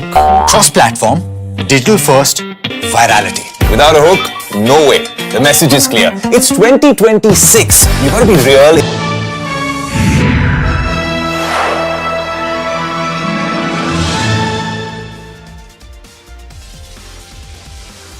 Hello and welcome to KYC. You are watching NDTV Profit with me, Sharad Dubey. This is the show where I get you the hottest companies and also at times very chill companies as well. Why I'm talking about chill company? It's very interesting and maybe this will be the first time you can guess the company in the first hint in KYC. And of course, there is no guessing. It's India's largest beer manufacturing company. I know the good times are there, but there are some more hints to it as well. It's the part of Heineken company right now. Also, two more hints to you, but largely I'm sure you must have guessed it by now. Strong Q1 from their premium segment, and also I'd like to point out the stock has reacted positively from the May lows as well. It's up 12%. Already I'm sure you know the company's name, but nevertheless, it's the good times. So the company in focus is United Breweries. Interesting, right? We have got in a decent size, you could say mid-cap, large-cap company in KYC, and at times change is necessary. But why are we getting this company right now? What's the main focus like?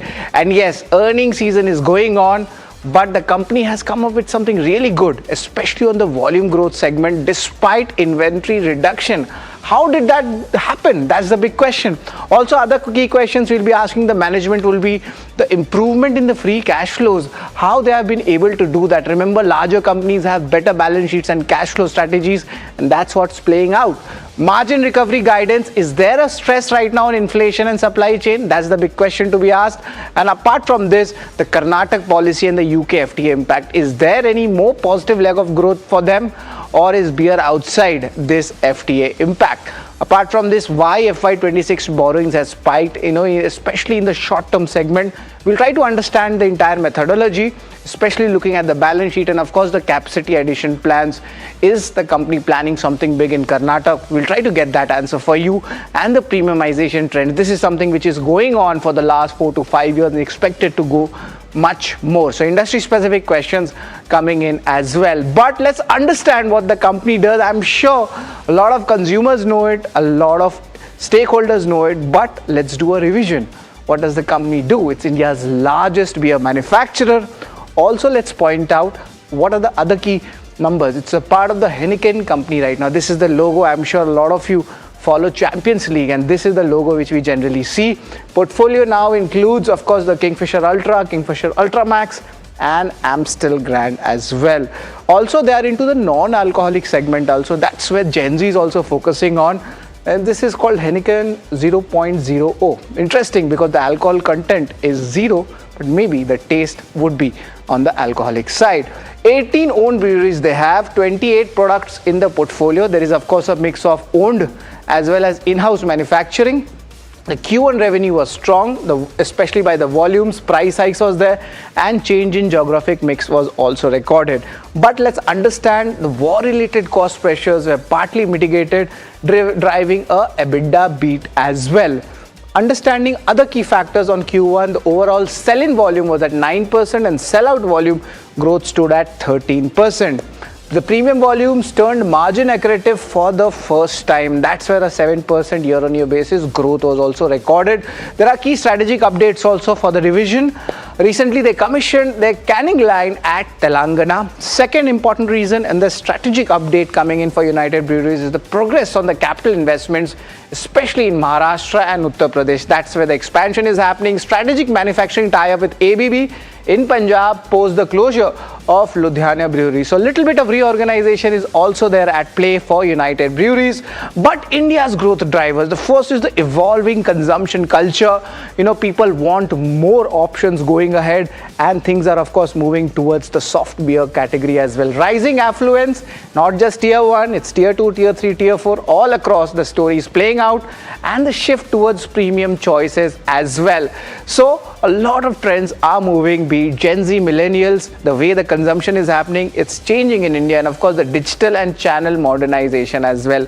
That's also very much important. So these are the growth drivers for this industry, but let's try to understand other key factors, especially what may work for the company. The volume growth remains strong. Second important reason I would like to point out is the inventory level. That is reducing, but despite that, the company is doing well. So the working capital churn is improving as well. That's of course, you could say, one of the key reasons. And premiumization, this is a mega trend if you catch it, and the company is diversifying. Let's talk about another reason what may work for the company. That's the progressive policy reforms which are happening in the states, be it Jharkhand or even Tamil Nadu, Karnataka. So a proper re-rating is happening, and a disciplined working capital management is there, and that is why we saw the free cash flows also going up. But what may not work for the company, this is largely industry specific risks. Mixed views coming in from the analysts, and just hang on with me, I'm going to explain you how much buy, sell, hold is there. Valuations still remain fairly expensive. This is largely for the entire, you could say, alcohol pack. The inflationary pressures is not over yet. There might be some issues, but this is something which is industry specific and an uncertain macro environment. Are the cans going expensive? Is the bottling cost becoming expensive? Supply chain issues? So these are the sectoral overhang for the company. But I've given you the enough picture for United Breweries, but let's try to understand the KYC ratings of where things stand. And of course, we have the usual income statement, balance sheet and cash flow. But interestingly, I have added the volume growth here. When you are actually judging a company, the return ratios, if you're expecting, it's largely very inline and flattish, so it doesn't make sense to analyze that. Shareholding street cred is important over a period of time, how things have changed. I've got you important valuations, peer analysis with 3 more companies in this space. And lastly, the analyst take, where there are mixed views coming in. But what are the total numbers and the 12-month target price? You need to be with us, and I'm going to give you that number. Let's understand income statement, what's happening here. That's the first rating. Largely, you could say single digit growth coming in the revenue and EBITDA. PAT numbers are improving. Q1 was a positive surprise. If you remove the margins front, there has been a largely, you could say, a decent set of numbers coming in despite what's happening in the industry. So there was a positive surprise. So I'm going to give this a